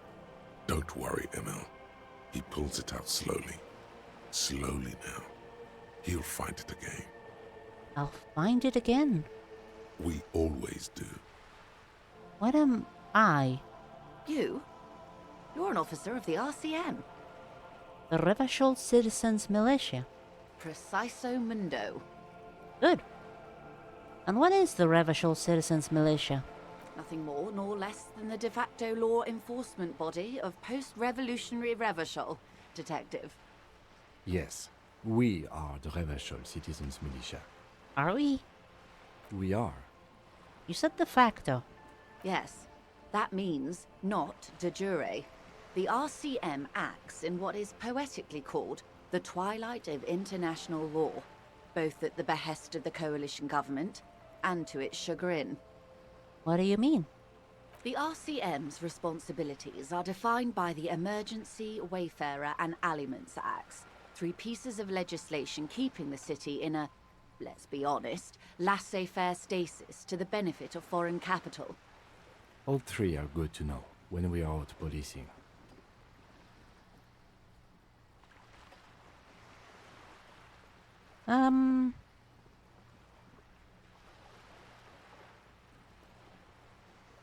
So basically one of the good guys? There's nothing basic about your role, Detective. It's true that the RCM keeps everything the way our seemingly permanent provisional rulers like it. Yet, on the other hand, I know these people. I deal with them daily. Let me tell you, dear, they are not fans of you. Why? The post-revolutionary decade was a disaster for the coalition government. Revachol in the 20s was hell, especially on the west side of the river. Gang warfare, a botched privatization scheme, a nuclear pile meltdown.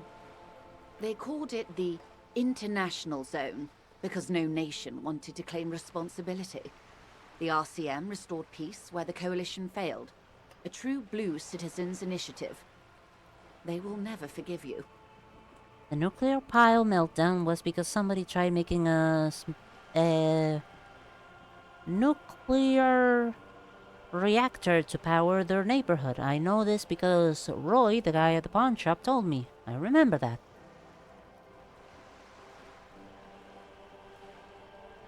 That's somewhat of an exaggeration. In reality, ours is a mutually beneficial arrangement. Revacholians get to keep the peace in Revachol, and the coalition doesn't have to worry about it. Anyway, sorry to intrude. Please continue. Yes, Lieutenant. Permit me to conclude with this. Who you are, to me, is the police. The only legitimate law enforcement authority in Revachol. Thank you, ma'am. And if those authorities drink so hard they need help recalling the basic terms of reality, well, I'm here to help. What is this acute encephalopathy? It's a neurological disorder caused by a lack of vitamin B in the brain. Symptoms include a retrograde amnesia. It's quite serious.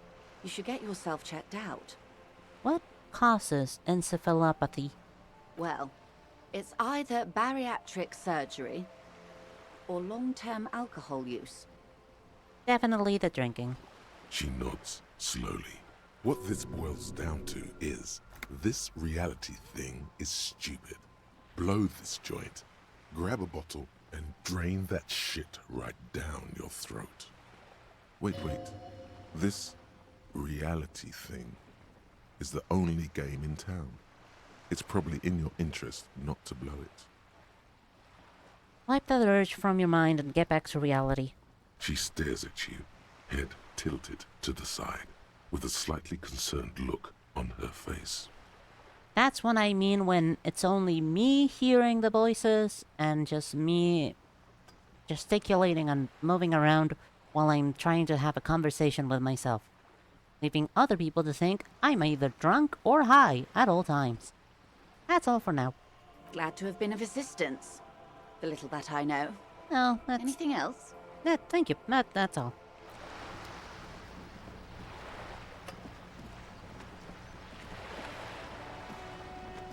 Oh boy. What else is there to do? This... Smoker in the balcony. Lit a kilo. Ball pants. Signatures. Heraldic bird, need to read. Find Morel. Where's the rest of the armor? Station I should call that Station Lazarette. Find money. Well, I do have around 20 real. Smoking. Break down batch. We'll put the clothes. Need my badge. Need my badge. This might take some time. Secret passage, then karaoke, find the murder weapon.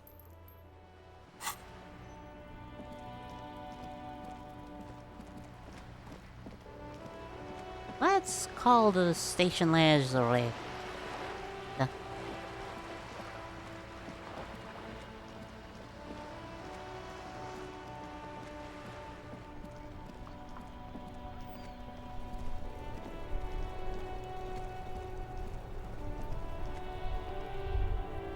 Inside, you see a set of steering levers, a radio microphone.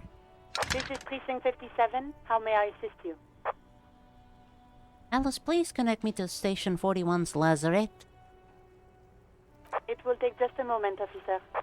Her voices fade out into the familiar radio static. Gottlieb, what do you want? He's carelessly chewing on a piece of hard candy. I'm in a bad way, Doc. Real bad way. Oh, it's you. I think I've had a heart attack. I've lost all my memory. All of it. With all the damage you've been dealing yourself with drugs and alcohol, I'm not surprised. Not surprised? Okay, anything else? What else? I'm not a brain doctor. Look on the bright side. You've got a whole new life now. Use it wisely. I think I've had a heart attack. And you survived it. Congratulations. Are you mobile? Sort of. But by God, does it burn in your chest. Yes? Even better. Anything else? I wouldn't worry about that. Officers your age have coronary trouble all the time. Also, death is a natural part of life. Accept it. The body is an object, and objects break down. Do what good you can with yours, before the rest goes too. Someone broke my heart. Look, pal, getting pumped and dumped is not a disease. People live through it all the time. You should be happy for her. Do you know who this person was? Have I told you? You must have me confused for a close personal friend. I am not. I am a medical professional with a constant idiot emergency on my hands. One needs tending to right now, he thinks, looking around the room. God, these apes. You hear someone whine in the background. My eye, Doc, my eye. Is there anything you can do for me? What? You want me to do blood work for you again? Tell you just how bad things really are across the board? You want another rundown of everything collapsing inside your body? Yes, I want the truth. You want the real, honest-to-God truth? Stop drinking, eat magnesium and vitamin D. Our station is not a retirement home. We don't have the funds to deal with rock stars past their prime. So it's political. You're being neglected because of political reasons. I'm in rhetoric. The money is probably going to some old, oily... And no, I don't want to hear a political commentary on the topic. In fact, I got work to do. Some idiot has glued his eyelids shut with cyanoacrylate. It looks like Mactorson. It's not fucking cryoactylate. It's super glue, Doc. Yes, that's it for now. Mm-hmm. Anything else I can help you with, officer? I'm done with the radio for now. 57's over and out. In the cabin, you see a set of steering levers. A radio. Oh, that's it. I am not healthy, but I'm also not dead. Good enough. Ah, well, it's been like half a day, and my thought cabinet is still...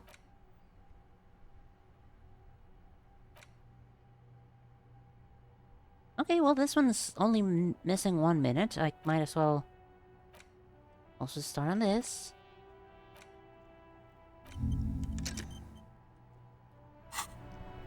Just need to run around for a minute.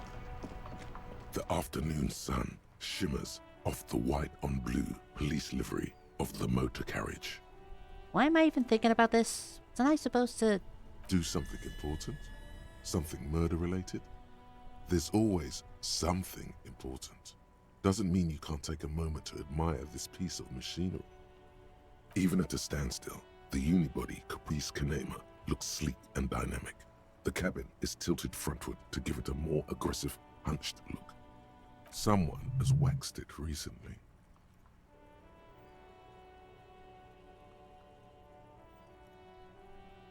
Machine really puts the loco back in locomotion. Very cool. Mm-hmm. You want to take a closer look? What's it packing there? 130. I reckon that's a 7-liter V12 there. That's what, 7-liter V12? 7.2. Supercharged. Lieutenant's trying to suppress a smug smile. Unsuccessfully. Fine machine. Yes. An extraordinary machine. There's gentleness in the lieutenant's voice as his eyes run over the vehicle's contours. It's nice and all, but why so modest? Put some zing into it. Flare it up. Slam it down.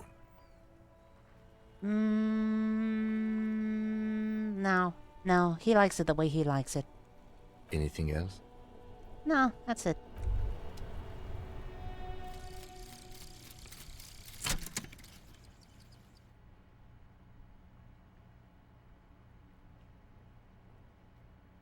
White morning.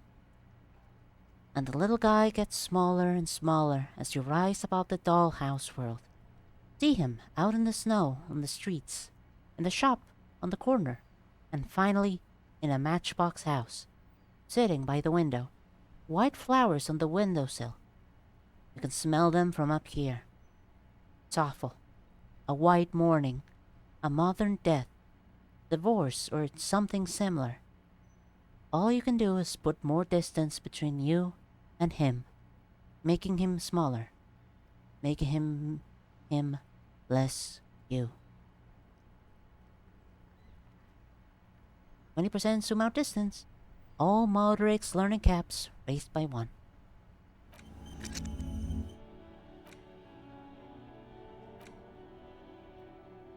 And both of these are gonna take around an hour. That's annoying, but fine.